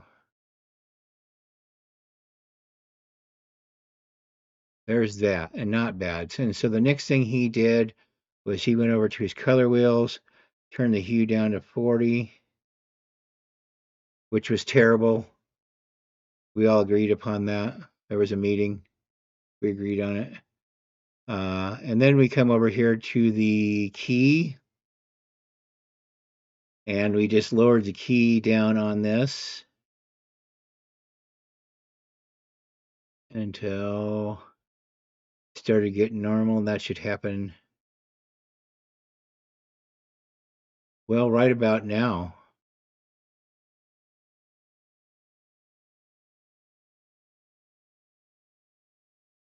And that's cool that you can, where, okay, there's nothing. If the key is at 0, then nothing's been applied. That's how it was. If we move with all the key back up to the mid 50s, 60s, with that on there, that is a heck of a look. And that look really goes nicely with the stair too.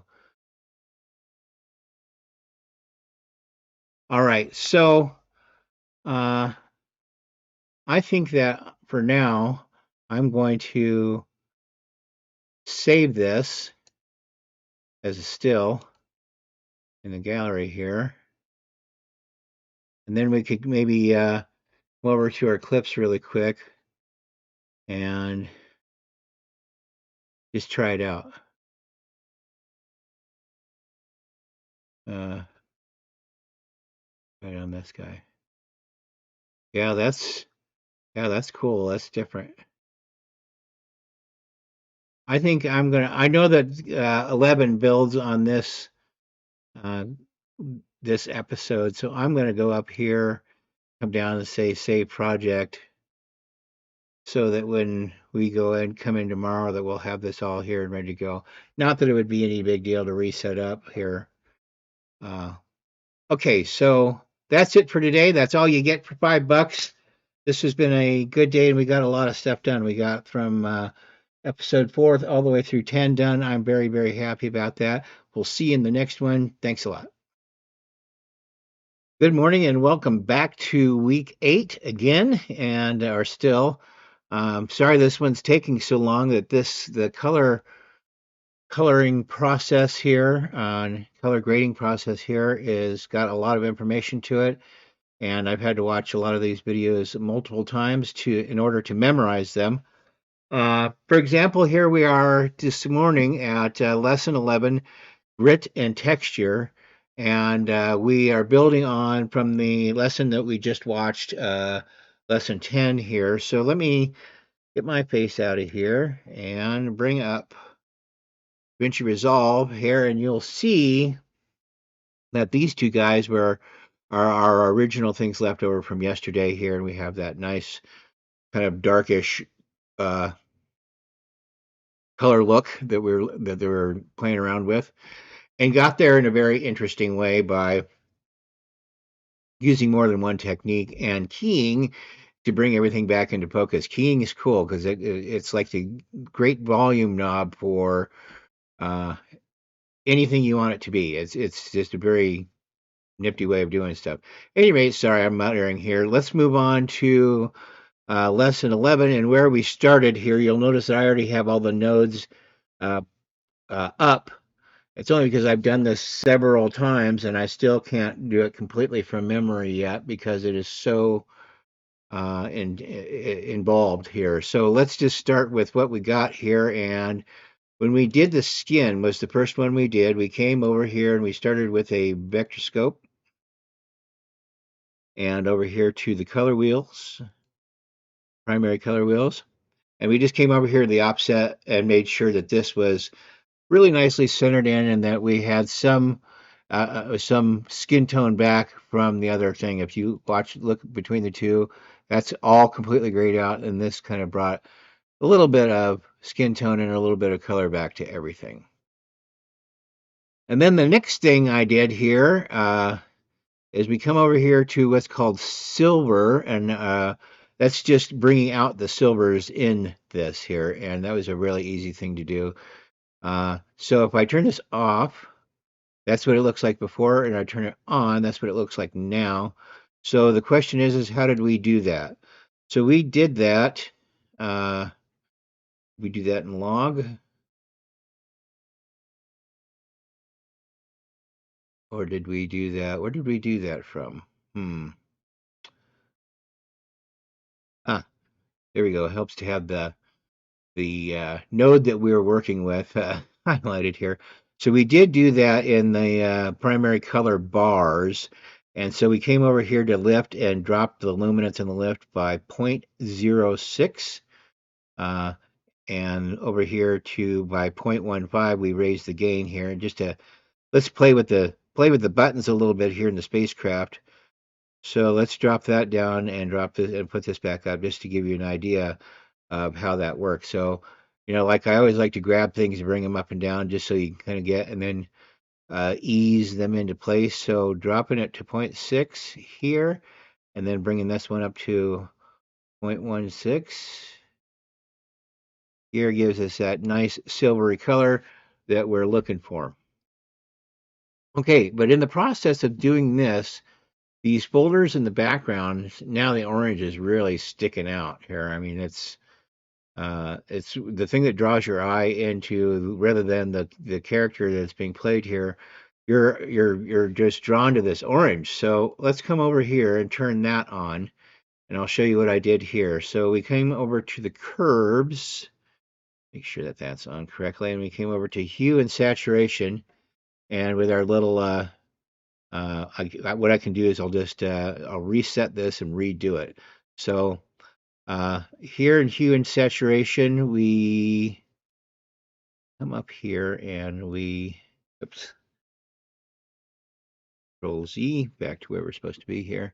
And we come over here and we put our little eyedropper, which automatically comes up when we're at the hue and saturation mode, over here on this orange that we want to get out. And that automatically isolates the spectrum of orange color that you want. And so again, we can play with the switches a little bit. We can turn it up, see how much brighter that gets, and then turn it way down, see how much blacker that gets. Now he left it at about here, and I think that was a good decision. We still want a little bit of the orange. Maybe drop it just a touch more, just to leave some orange in it. But anyway, that's my decision here. Bring it in the middle. So yeah. So the next thing we got to do is we're going to come over to the curves again, and let's bring our our soft clip. We'll turn that on, and we'll come over here to uh, make sure that it's on and we can see what's done. Nothing's happened here in the line itself, but what we have done here is come down to the soft clip, and let me just reset these what we have here and see where it's going from here. So we first set the lowness of it. What we're setting is uh, how muted is the black. Okay, so let's just kind of, you can see how that when we bring it up really high, it kind of invades here, and nothing really much happens until in the 70s, but which is exactly where we were told to leave it. And we can come over here now and see that the matte, some of the uh, detail of the blacks have been taken out. And then so that we can have the low soft here too, and he set that on 20, but let's just play with it a little bit to see what we can do here. That's at 100. That's at 0. This is 20 where they had it set. I like to kind of run my way through and then kind of come to a consensus after I've compared things here. That's the only really real way to learn is experimentation, I think, anyway. Okay, so to sum up here, what we've done is we basically just muted the blacks and taken the detail out of the low end here. Okay, so the first of these two, the grit things we're going to talk about is we're going to come over here to um, blur and sharpen, and we're going to turn on the first one here. And what's happening in blur and sharpen here is that we have some more softness and colors, and the blur radius here has been set in order to bring out these lines in his face and some detail in the background. Let's just turn this off and on real quick so you can, bring this over here so we get a really good look at it. Here, this is on, that's off, this is on. The coring softness is kind of like the size of a blur, and the level is how intense it is. And setting things at 45 is apparently a pretty good idea throughout the course of them. Again, that was something I played with here. If we wanted to see what the softness does when we put it up to 100 and bring the level up to 100. There. Another way to look at this is we can come over here and change the levels here. This is just the highlights of things, and we can put this down, bring it up. That's the levels. Let's bring our level all the way down. Click on that. Let's click on that. Okay, so that's just the blur. Let's bring in some coring softness so you can kind of see some more in our blur. I think the blur and the level, of course, have to work together.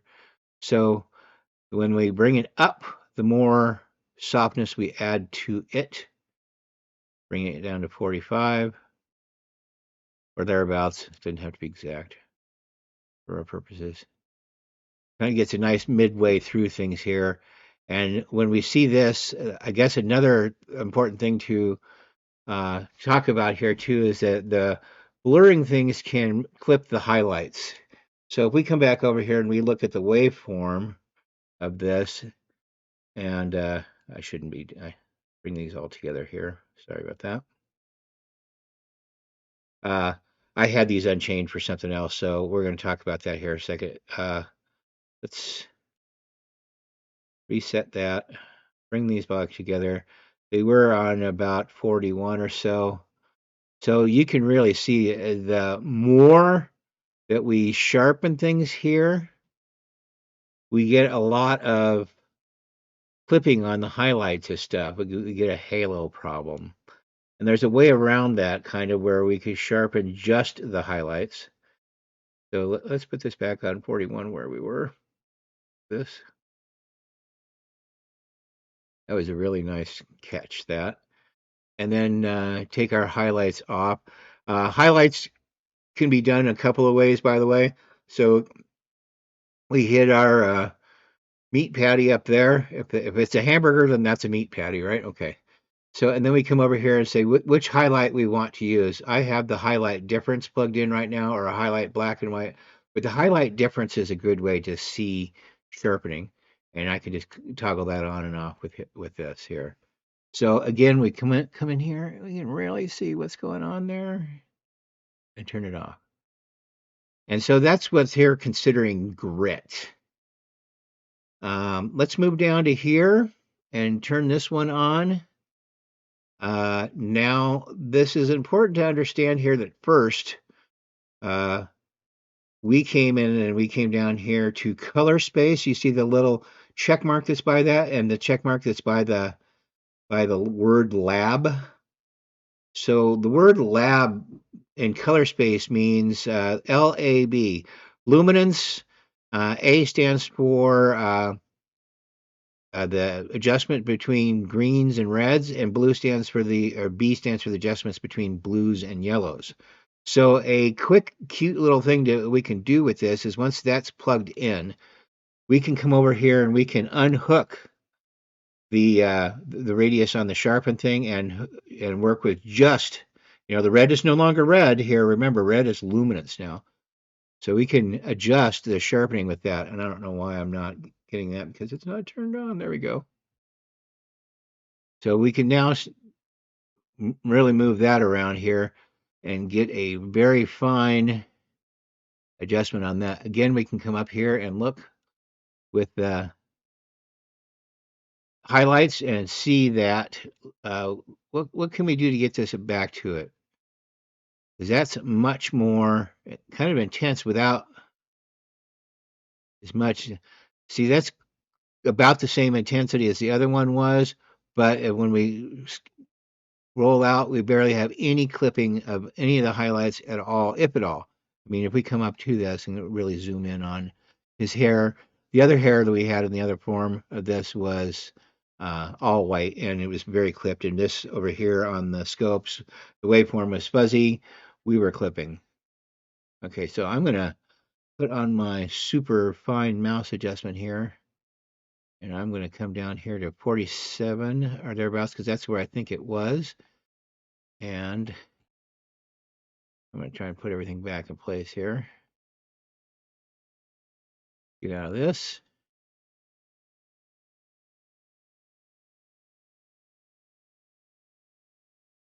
And so that's kind of it for this lesson. This was, I hope I showed this to you okay here. And so what was the goal here? The goal is when we were doing the wrap up here, watching the video, he was saying that when we were up here and this was turned on, that the amount of sharpening that we had into this was too much. He thought that that was too much sharpening here, and I've been amazed throughout the course of all this.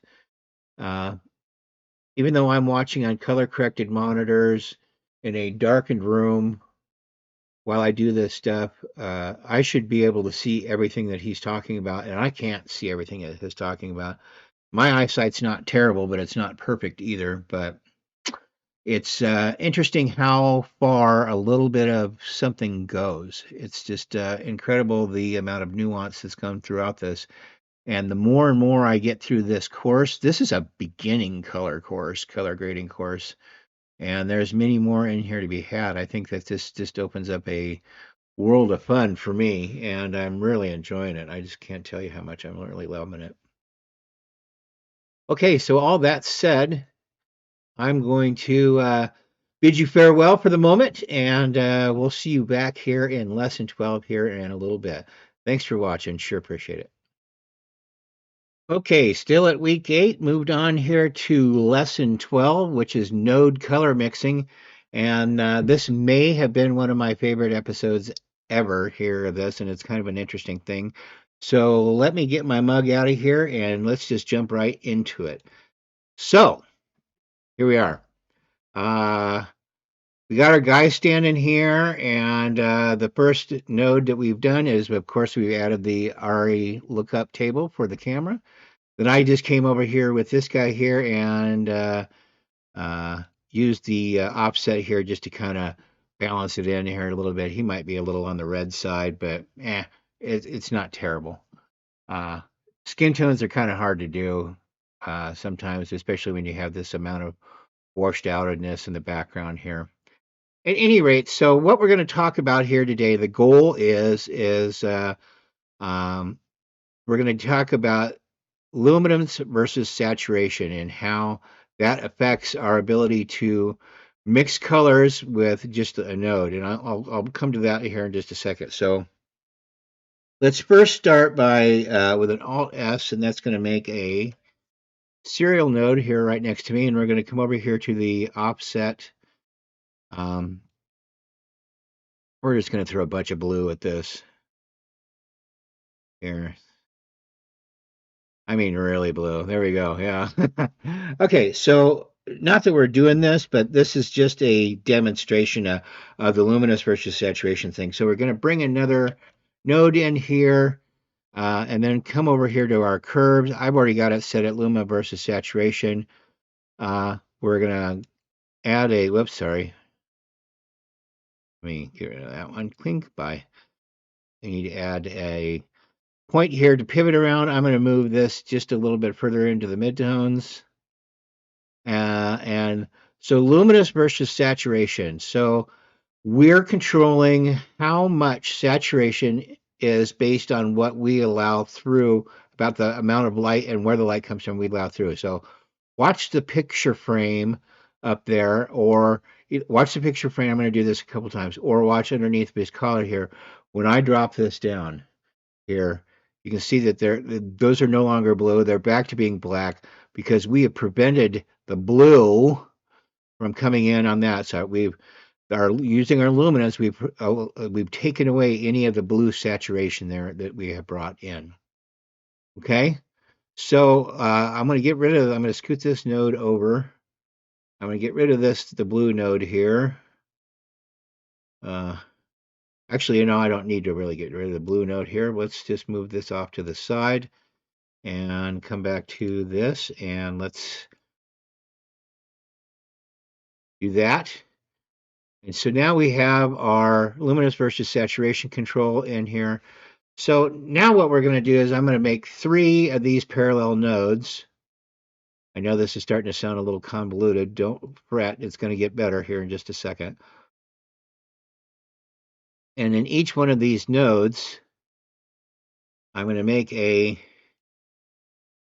color circle. And the idea here is just come up to the number 1, and I'm going to come up to the red offset. And I'm going to give it some real red here. And then we're going to come over here to the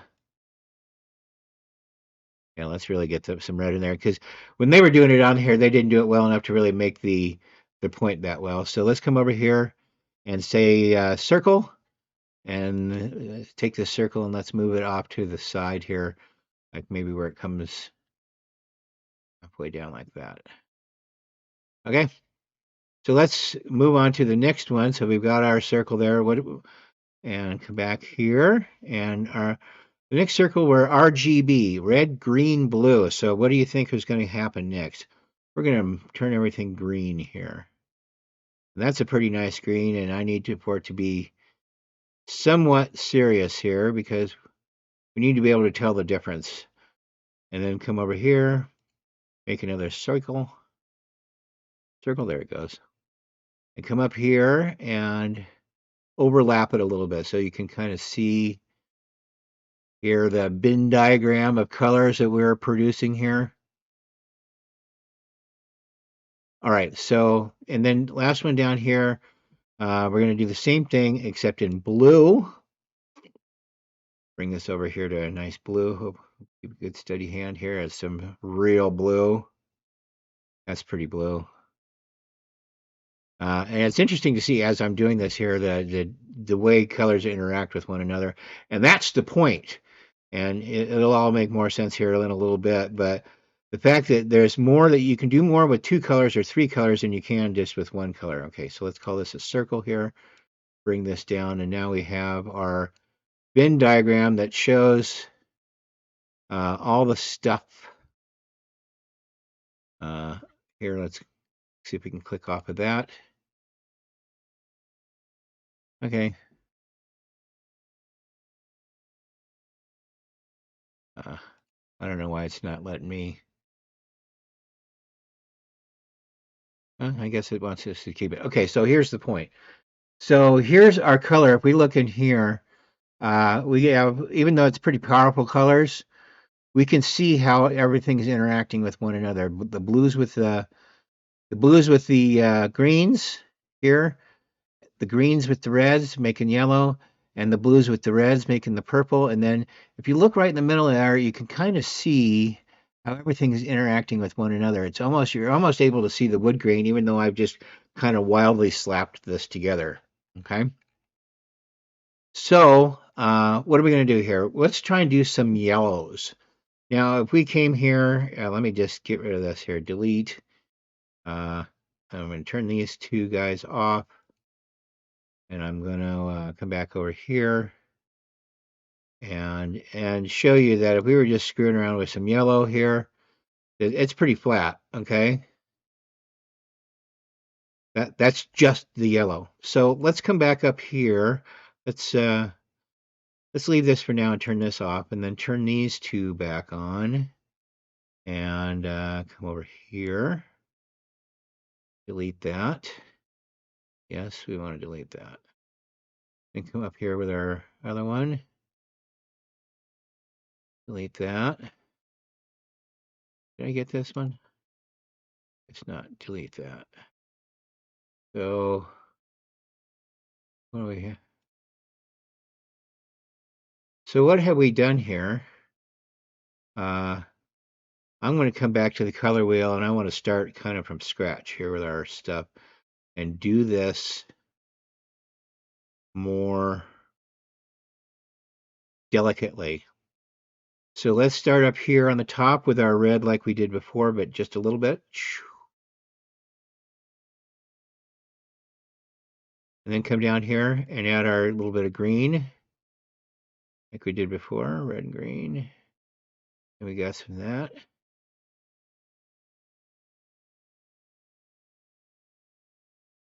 Then we're going to put another node over here on this side of things. Add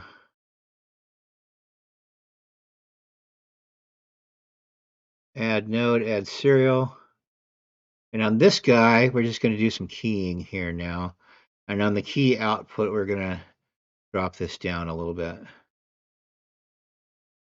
Way down.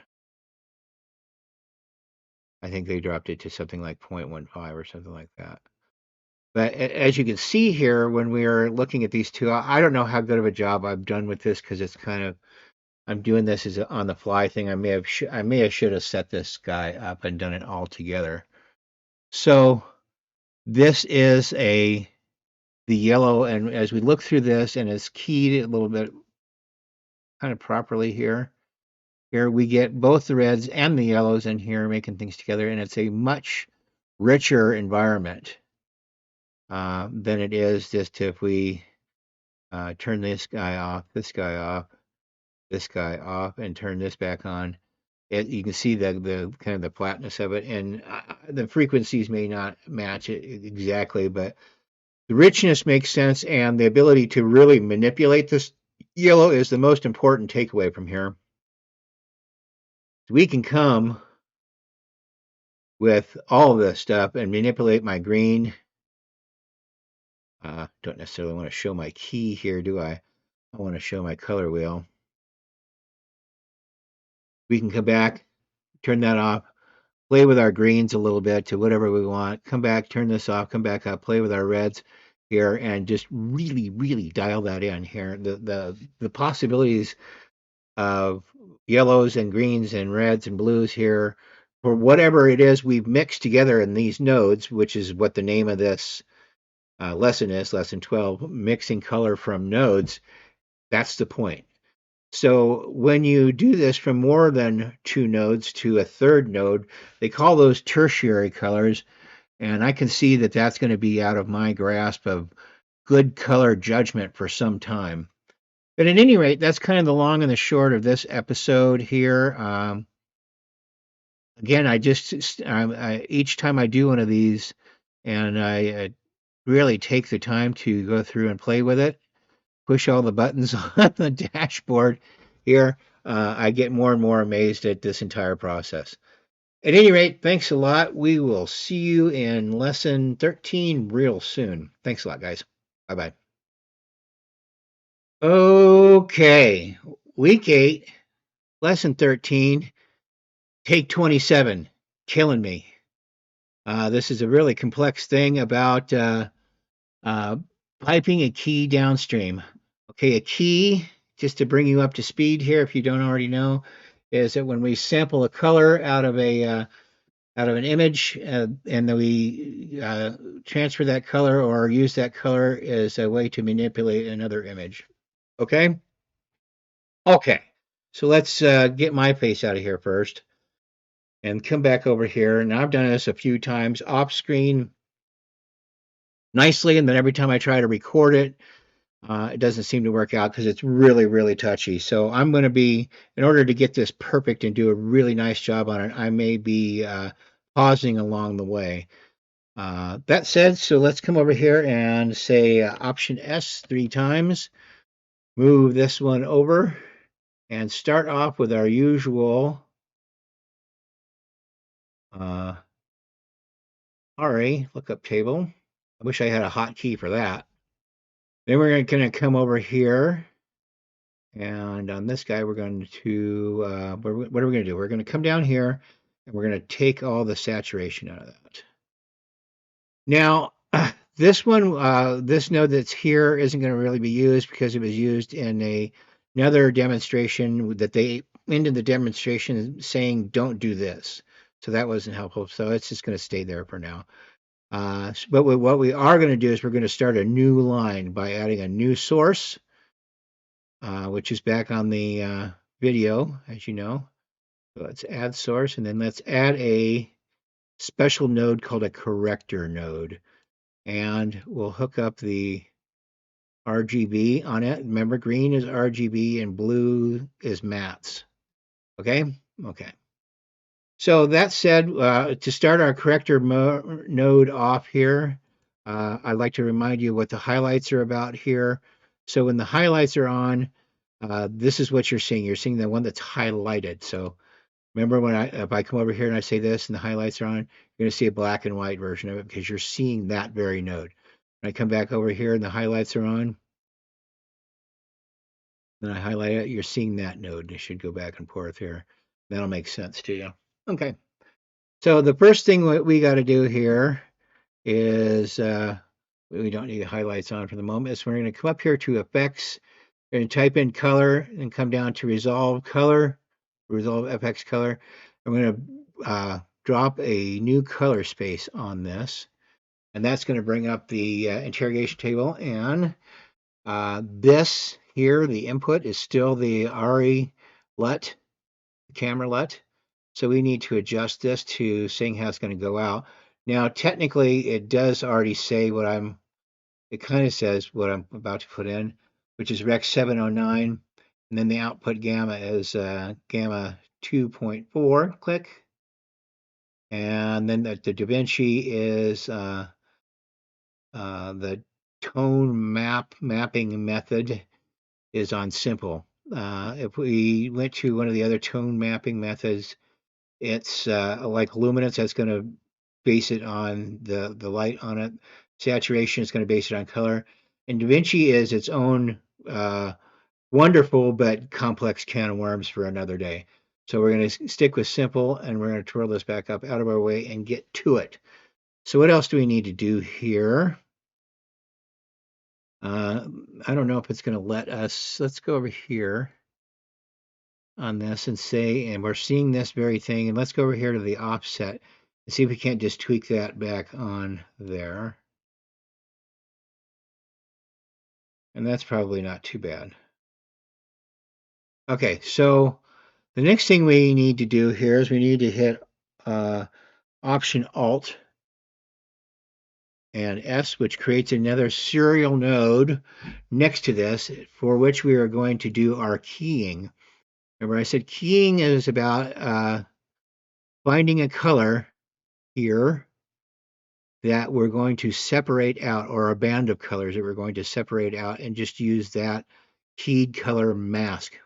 We've done a lot of masking, so we've seen a lot of this before. I'm going to kind of experiment around with it here, seeing what I can get close to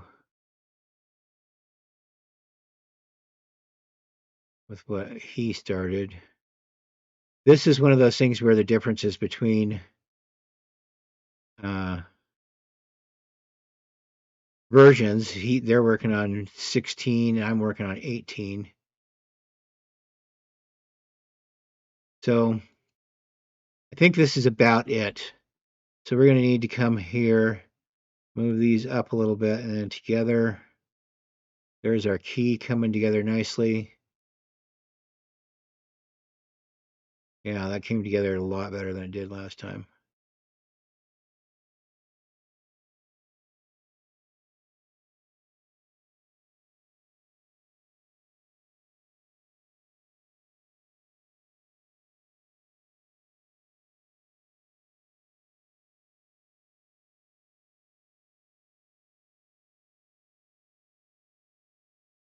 Yeah, I think that's as good as I'm going to be able to get. Let's play around with the saturation a little bit, see if I can bring that spoon in better.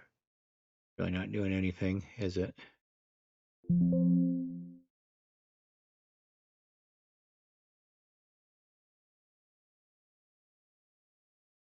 Ah, trick. Didn't need to go up, I needed to go down. There, that's a pretty decent key. Much better than I got last time around. Maybe want to do this. I'm going to put this on the micro movement. Just give it a touch more, just so that the basket's there.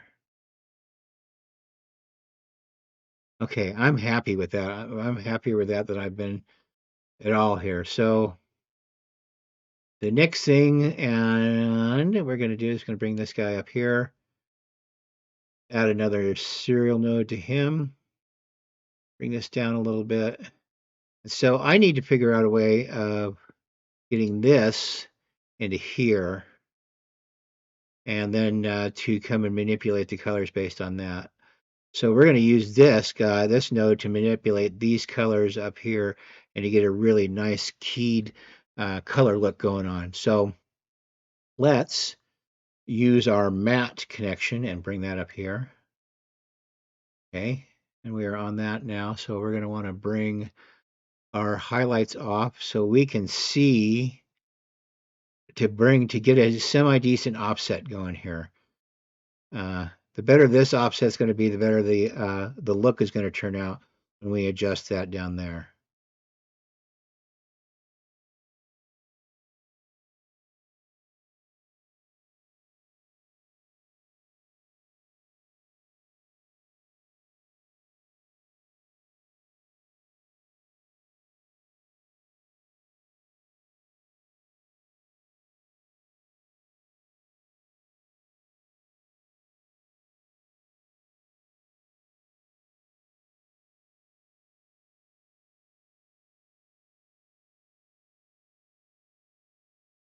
All right.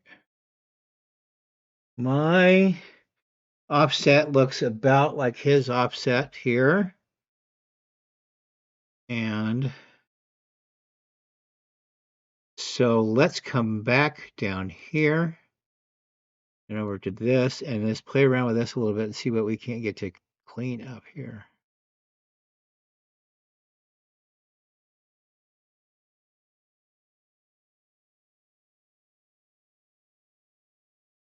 So you can see we're using this slider now. You see how that turns grayish, and we come back in a little bit more on our slider.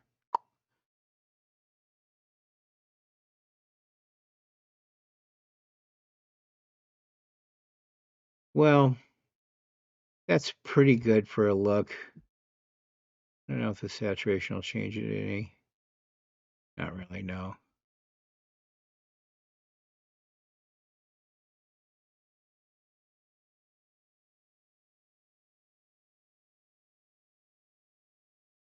Aha, that's interesting. Let's brought our luminance in a little bit.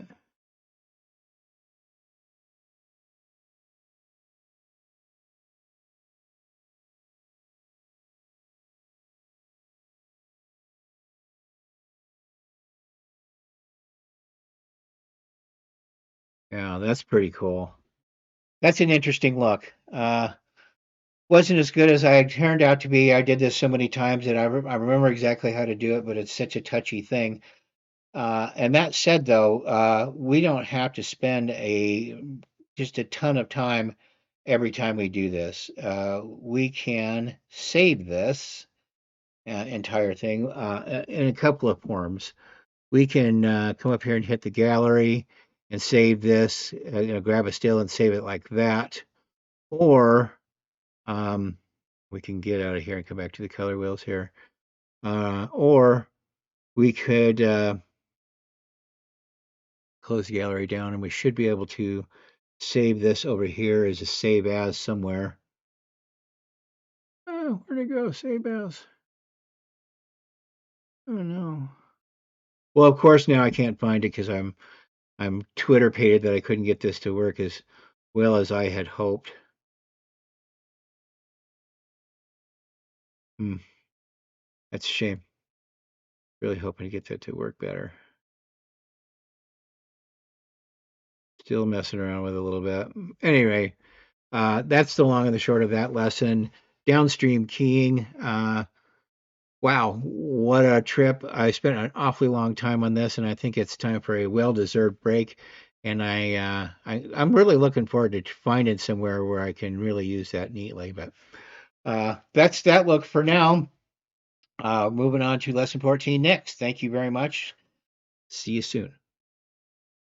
All right, week 8, hanging in there. We're on lessons 14 and 15.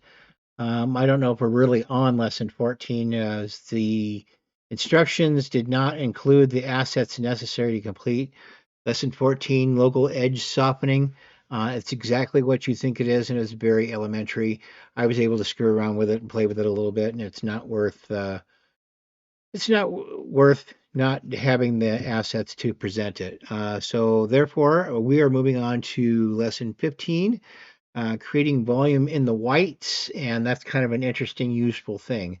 So let's jump into that. And we're starting up here with our guy in the kitchen. And the thing in the kitchen is, and I'll demonstrate this to you in just a second. I don't know if this will demonstrate it here or now or not. Probably not. No, I guess we're going to have to go through the whole process. But what they were trying to demonstrate to us is that what they call the roll off between the midtones and the whites is very hard. It's where the depth of field here is really super sharp, and the back's kind of bokeh. And this comes from taking a picture with using a little bit too much aperture in it. So in order to get these two to blend a little bit nicer together, this foreground and these mid-tone colors requires a little touch, and we're going to do just exactly that. So let's come over here and add a serial node, scoot it down here, and let's add our lookup table as per usual. Whenever we got a camera that's got this available, got to do it. Otherwise, we're just correcting before every shot. And the next thing we want to do here, now that we have our lovely lookup table on here, let's drop our exposure a little bit. And let's come down to about, that's looking pretty good, 21, maybe a little lower. Yeah, I like that. That's right. That's good right there. So that said, let's come down here and how are we going to make, well, how are we going to make our whites mesh together a little bit better, or highlights, I should say. And we're going to use the qualifier to do that. And obviously, to get our highlights and our midtones to mesh a little bit, we're going to key things with the luminance. And so we're going to start up here about halfway and bring that up to about 60 or so. I don't know if you can see that coming up or not. Hard to tell. So I always like to kind of bounce around and play with it and just see if I can look at it and see a difference or not. So when we're at 60 and we come up here and hit the highlight, we can see with the separation here between the midtones and the highlights. The highlights up here, midtones down here, and it's a really hard line. Okay, so let's try. and use a little softness in here. I mean, got the tool, may as well use it. And that rolls together really nicely at about 30. Kind of the halfway mark between 60 and yeah, that's really nice. So that solves that. Let's look at it with the thing up. Can we really tell anything other than is its sharpness truly gone or not? Well, a little. It's really hard to tell. I almost can't tell, but until you get right on it, let's maybe try bringing it in. Yeah, you kind of can. Is it really worth it? Yeah, kind of. Well, I tell you what, though, is definitely going to make it worth it. Is we're going to come over here. Having said and done that, let's come over here and add another node, little serial node. Come back to the wheels and over here to a thing called mid-range detail. And let's just bump that up a little bit. Now, you would think that as you see all these numbers flying by that you'd be able to really see what's happening. I'm just going to leave it around 50 or thereabouts. And now that we see this, do we see a difference? Let's turn it off. Yeah, I really see a difference. So the payoff was using these two tools, excuse me, using these two tools together.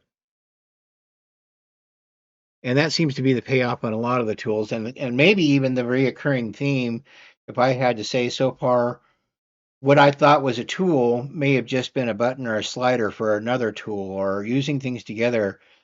Like using both the colors together at the same time allows you to be more precise. Using things together in a more creative way to get something, to get something accomplished is kind of the name of the game for color grading here. At any rate, I like this little one. It was a clever way of doing things. And if nothing else about all this stuff, if I haven't learned anything, which I'm a very, very beginner at the color grading stuff, I've learned a different way about thinking about things. So that's been the price of admission all onto its own. So that's the name of that tune. We will see you here. We're almost done. We got two more to go, 16 and 7, three more to go, 16, 17, 18. All right. Thanks a lot. We'll see you in the next one. All right. Happy Friday, everybody. It is the last day of week 8, and today we're going to finish off our long road to color grading. This has been hands down my favorite section of this class, and something I've been looking forward to for a long time. But just because this school class is over with doesn't mean I'm ever going to stop learning with all the stuff that I've done here. I've just really enjoyed, especially the low post people here have done just a wonderful job explaining things, and everything's got its little hiccups, but for the most part, it's been fantastic. So today we're going to do 16, 17, and 18, starting with evening out some skin tones, which is well, let me just show you. We're back there at this point where I can't. It's one of those I can't explain it. I wish I could. So let me attempt to show you how they did it. And this was a neat little trick. And so here we are, and where it's important to mention that there's two places to be in the color corrector here, and we're usually over here in clip mode, right? That's just down here where we have chosen one individual clip to work on, and everything that we do to that clip is just that clip and nothing else.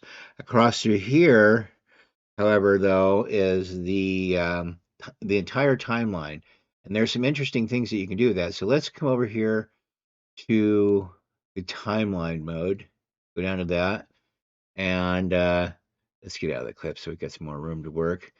And let's right click and say add a node, and we're going to add a corrector node. Okay. And let's get that hooked up here. RGB to the node, RGB out to the finished point. And guess what we're going to do here? Can you imagine? Yeah, you got it. We're going to add our RELUT. And that's now a global thing. across that thing, that entire string of clips I've just showed you. So I got to remind myself to take this down when I'm done here. So let's pop back over into the clip and come over here into number one.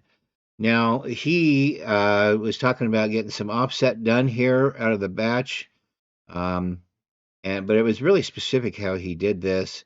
And so rather than fool around with this offset here, woo, woo, woo, I'm just going to punch in the numbers that he finished off with. That's 24.57. Just I'm trying to get this exactly how they did it so we get it to turn out correctly. Next one is 2502, 25.02. And it's also good to know that you can do this. If you had to recreate something, then it never hurts to shoot a screenshot of what's happening here and just put that somewhere on your desktop, just so that you could go back and reference all of the numbers. What did I say? 2568. 25.68. Enter. So our offset correction now looks exactly like his. And that said, we're going to go over to the curves, and we're going to be in hue versus hue now.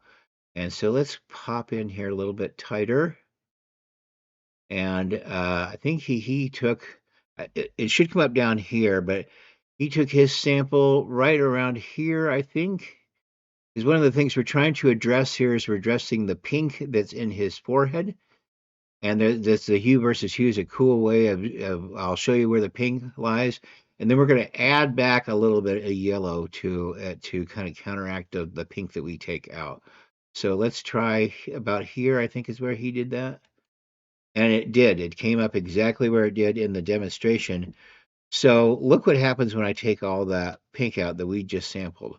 As we come down here, it marks itself in kind of turquoisey teal.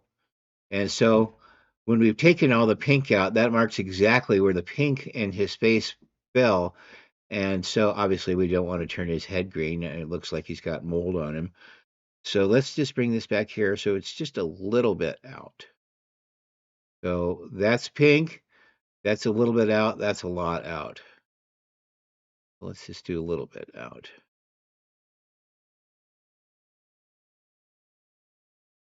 Okay. Is there a big thing to see? Difference to see? Yeah, I can see it. Okay, this is on. That's off. This is on, and this looks like when it's on, it looks more realistic. Having all the pink in there, not such a great thing. Okay, so now we're going to add back a touch of yellow. So that's easily done. I've got the hue versus hue, and I've gone to another node here that I've already created, just because I was trying to have things set up a little bit. So let's click on our yellow dot down here, and that'll bring up this adjustment. And so look what happens when we take all the yellow out. Ooh, oh yeah. Her hair turns green. What does that tell us? This is marking where all the yellow is. And so what we're supposing is that there's too much red in her hair. Or there's not enough yellow in her hair would be a better way to put that. So when we come up, yeah, we can see that's another mark, but when we add just a touch of yellow, it darkens her. It turns her hair a more believable blonde. I know that sounds terrible to say that, but there's that. I see, when it's just flat, I see some green tints in it. When I bring it up here just a touch, it gets a little bit browner and it gets a little bit more of a realistic color. Again, let's look at this one. This is with it on. This is with it off. You see the green tint in her hair when we took the red out. And then this is with it on. So we're basically just balancing. We're pushing yellow towards red and red turns yellow toward yellow in an effort to create some balance across the image. All right, well, that was a short and sweet start to our day here today. And I'm really happy with the results, and I'm really happy to learn this because this comes in more often than one would think. And another point to bring out is throughout the course of these last 17 or so little micro classes, again, it's not so much that I'm learning how to do all the color correcting is I'm learning how to think like a color corrector, both how I look at things, what's natural, what's not.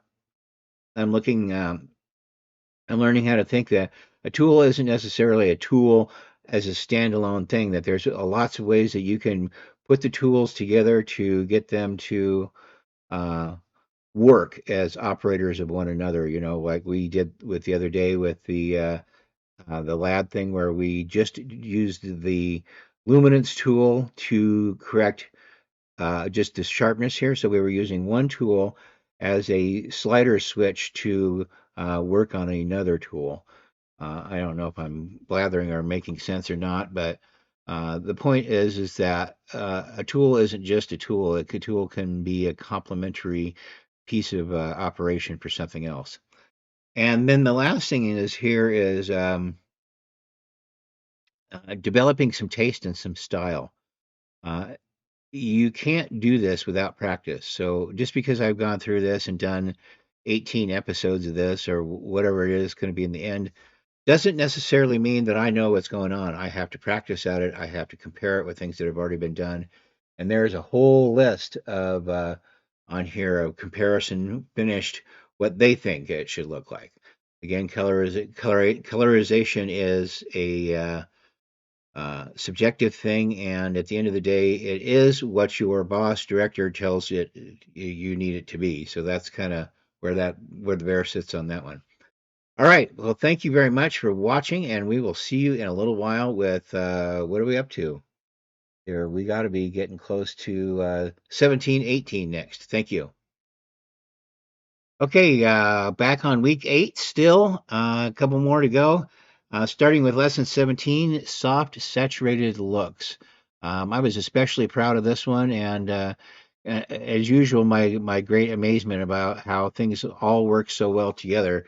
So let's just get to it here and stop me from running my mouth too much. So let's bring up uh, the timeline for this, and we will just go through here and start from scratch. You can see I have everything set up. There were some pretty precise little motions that needed to be made. So rather than waste your time fiddling around with that, we can play with the switches and just kind of have a quick look. So as usual, we're over here on the far right side, kind of working backwards towards the beginning. It's just like a downstream river. This is the first thing that happens, second thing, third thing, fourth thing, and then right before it goes out for the picture that we see, this is the RE LUT that happens last that we've been seeing for the last while now. So that's without, that's with, and so what happens when we get the with going on? It looks pretty good. Got to say that. I mean, to the untrained eye, nobody'd ever know the difference for sure, but we do know the difference and we can always make it look better.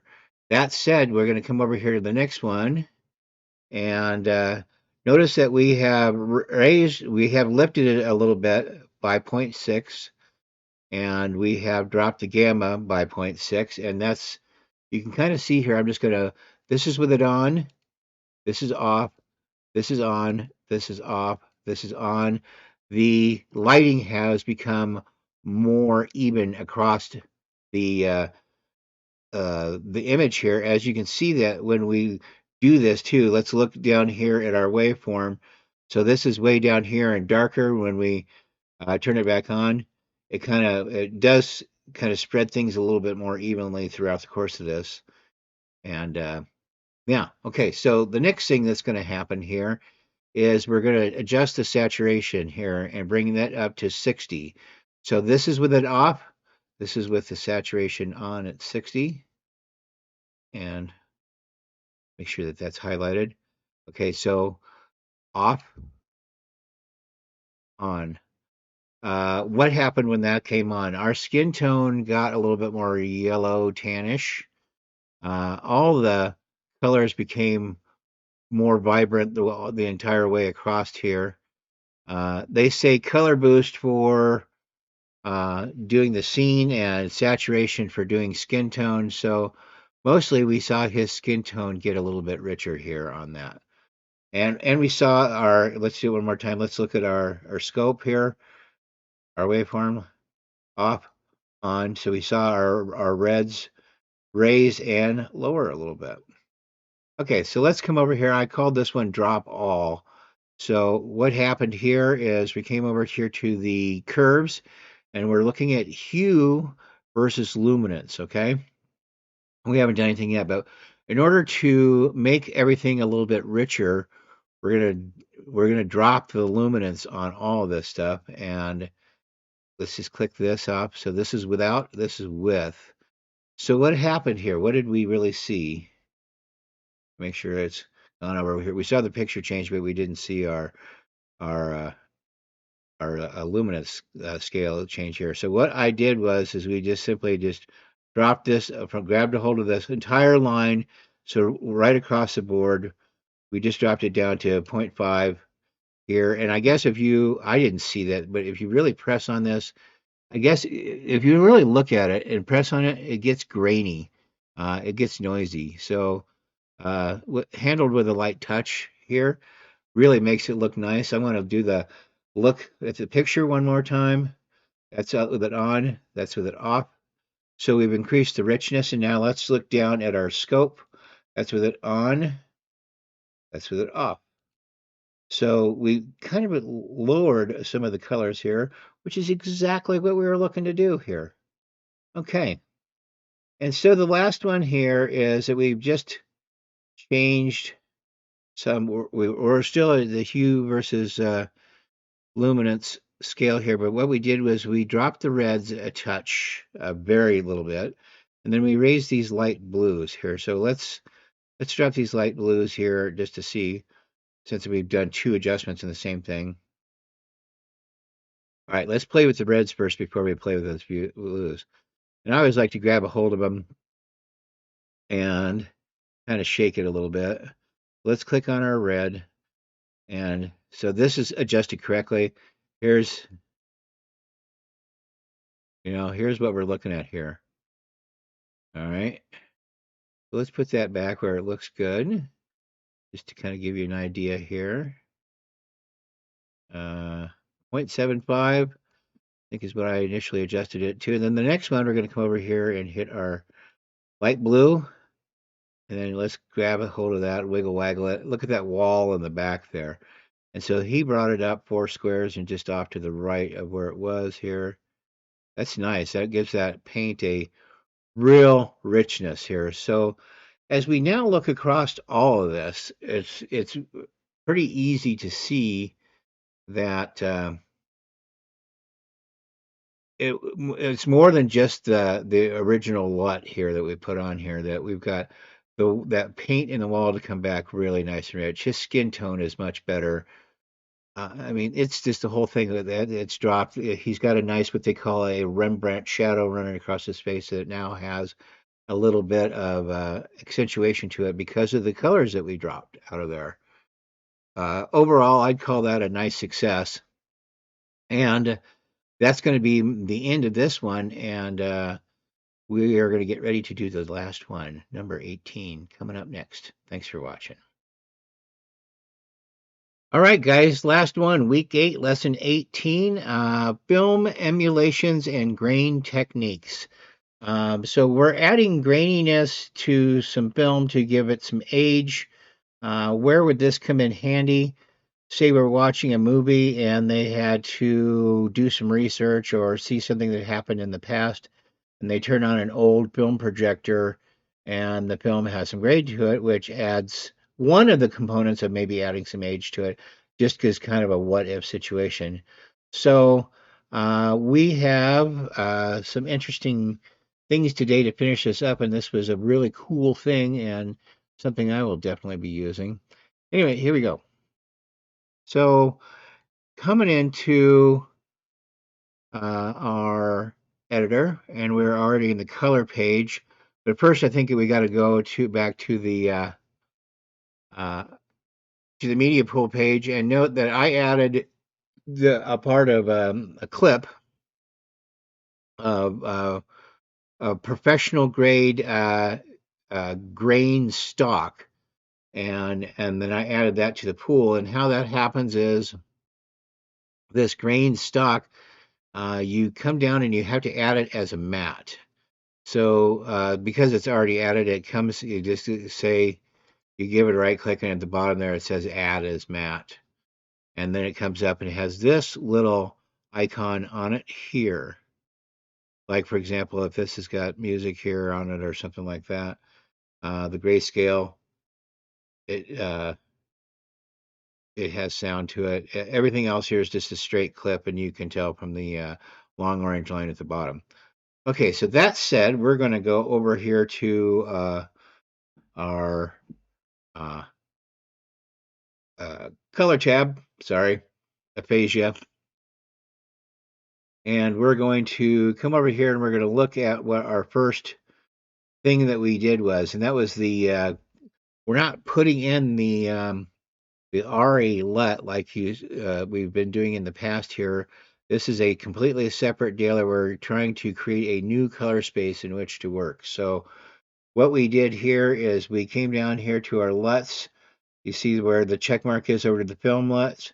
And then we came to our check mark here to the Rec 709 Kodak 2383 D65 film stock, which this LUT has been approximated to uh, emulate that old film stock. So let's turn that on and see what that looks like. So it's obviously way dark. It's a little grainy onto its own. I'm going to look at the color waveform as too, is to turn this on and off a couple of times just so I get a good feel for it. So that's just straight out of the camera, no nothing, just completely raw. And then we add that film stock creative look to it, and everything's just dropped to the basement. There's just a little bit of color in here. I assume that what we see here is probably what we are seeing here on the bright side of things here. As we go up, the things get brighter, so that co it corresponds with what's in the picture as well.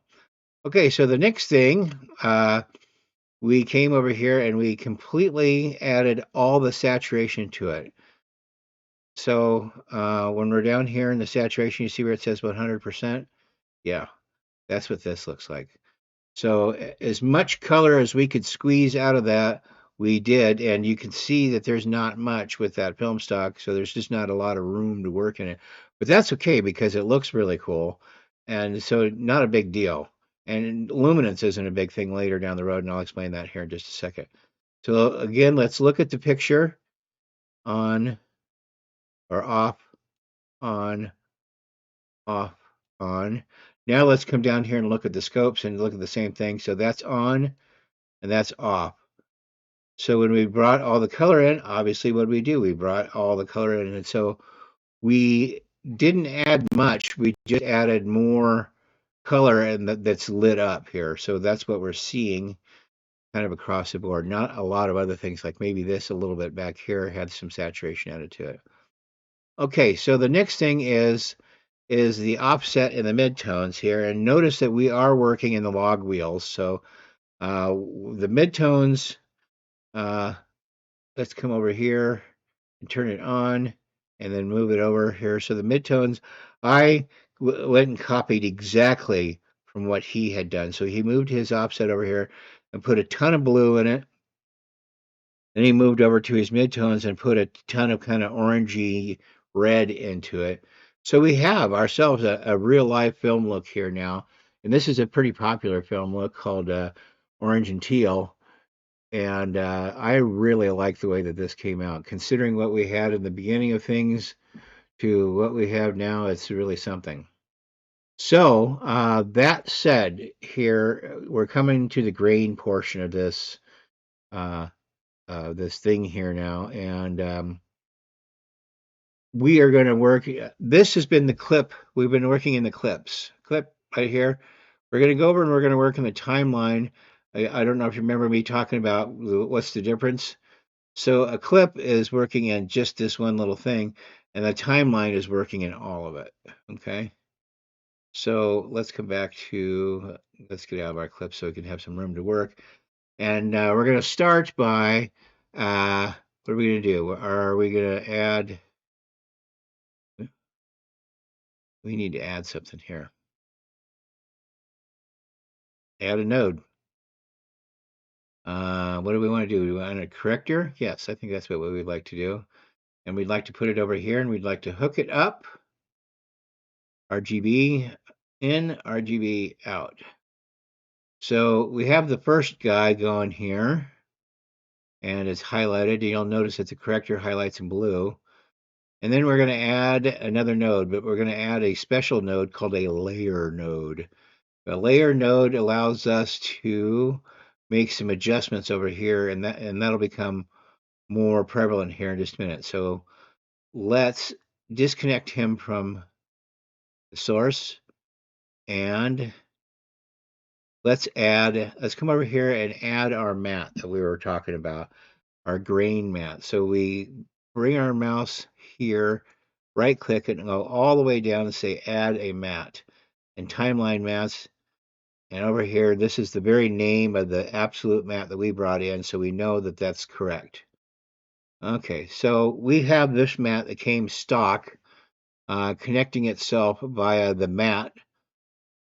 The mat connection, it's a mat. It thinks it's a mat, and of course, it's going to connect itself with a mat connection. But you'll notice down here low that it has the ability to have an RGB connection, and that's what we're looking for here. Okay, so just to get started with here things, and I'm going to need to make a little bit more room because we're going to do some other interesting stuff. This is where having the layer thing comes in handy. So we have a layer mixer.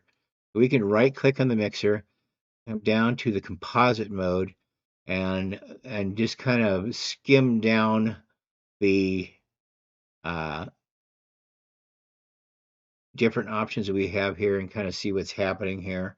One of them I think was linear light. When we did that one, you could really see the grain come in there. We, however, want to land on something a little less heavy duty, something a little more subtle. We're going to call that overlay. So we have got a light version of the grain in through here. So what's some cool stuff that we can do with it now? So it's really subtle. It's hard to see here. I'm going to kind of come in. I mean, it's there. I mean, I'm really zooming in here. But you can definitely see the grain that's in here. And we can come over here and highlight this guy and come over here to the key. And we can raise the amount of grain with the key grain output. I'm just going to take it all the way to the top. May take it a second to catch up. And we can lower it, as you can see here, where now it's almost completely gone. The only thing you see here is leftover stuff from the Kodak film stock now. Okay, so let's do this, and let's bring it up, say, 50%. So there's another cool way of doing this, of adding even more grain into it. And that is adding some sharpness here. So let's make a new node. Add a node, just another serial node, nothing special. And let's come over here to the blur sharpness step and make sure that we're in the sharpness mode here, which is the triangle. Blur here, sharpness here, a combination of, it's mist. That's interesting. I should just play around with that. So here we are right now with nothing added here, just stock radius, right? So again, we can take away, we can take away here by raising the radius by making it smaller, or add to it by making the radius bigger. But it's a different feel than that first one where we looked at. It's really rough. It's really noisy and it's really rough. And if you really wanted to add some age to things, that would be an interesting way of doing it. So remember when we saw this image raw, we've come a long way from then.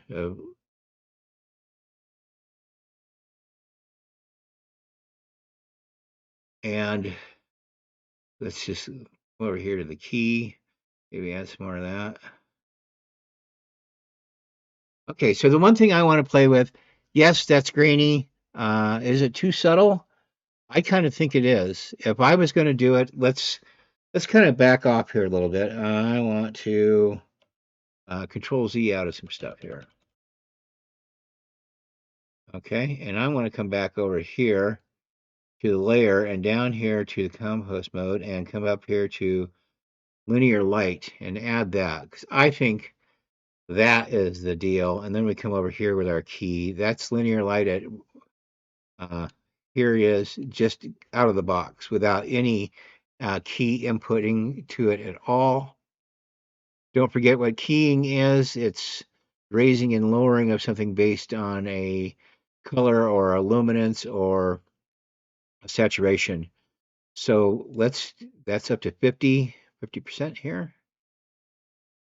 Let's see what it looks like all the way up. So if you were really looking to make a point here, I think that'd be the point I would make using that. Okay, so that's going to be kind of it for today, or actually not it for today. That's going to be it for good for this one. I keep forgetting this is the last one. This was a long week. There was a lot of time spent on this. All these videos were watched 5 or 10 times to make sure that I understood what was going on. A lot of things were looked up, terminology and whatnot, which I passed along. For example, the timeline and the clips were a very important bit of information to know to that you can go in and make some if you have a whole bunch of things that are shot on the same day in the same light or in the same studio that could use the same corrector grade. That would be a great thing to do for a timeline alteration rather than just a clip alteration and then go back through and alter each clip as necessary. Or if, again, if everything's shot, do like did just here. We did an ad of just the grain across the board. So that's just an example of some of the terminology that we've looked up here. And again, as I go, let's go back out of this here.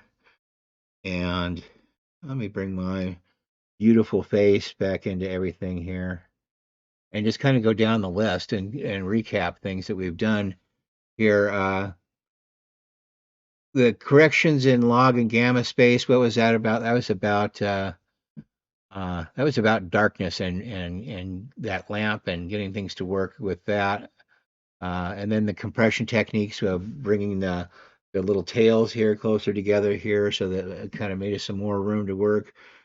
The printer lights, that was kind of interesting. The balancing technique, super important. I really liked how we did that. And, I can go on and on here. I'm not going to bore you with it. Grit and texture, that was another really good one. Um, Most important takeaways. It wasn't so much learning all these skills, but it was learning how to think like this. I think that being a colorist would be a lifetime thing and a completely separate skill from being an editor, though I'm sure all colorists are good editors too. I mean, it's just you can't just train for one and not have a good working knowledge of the other.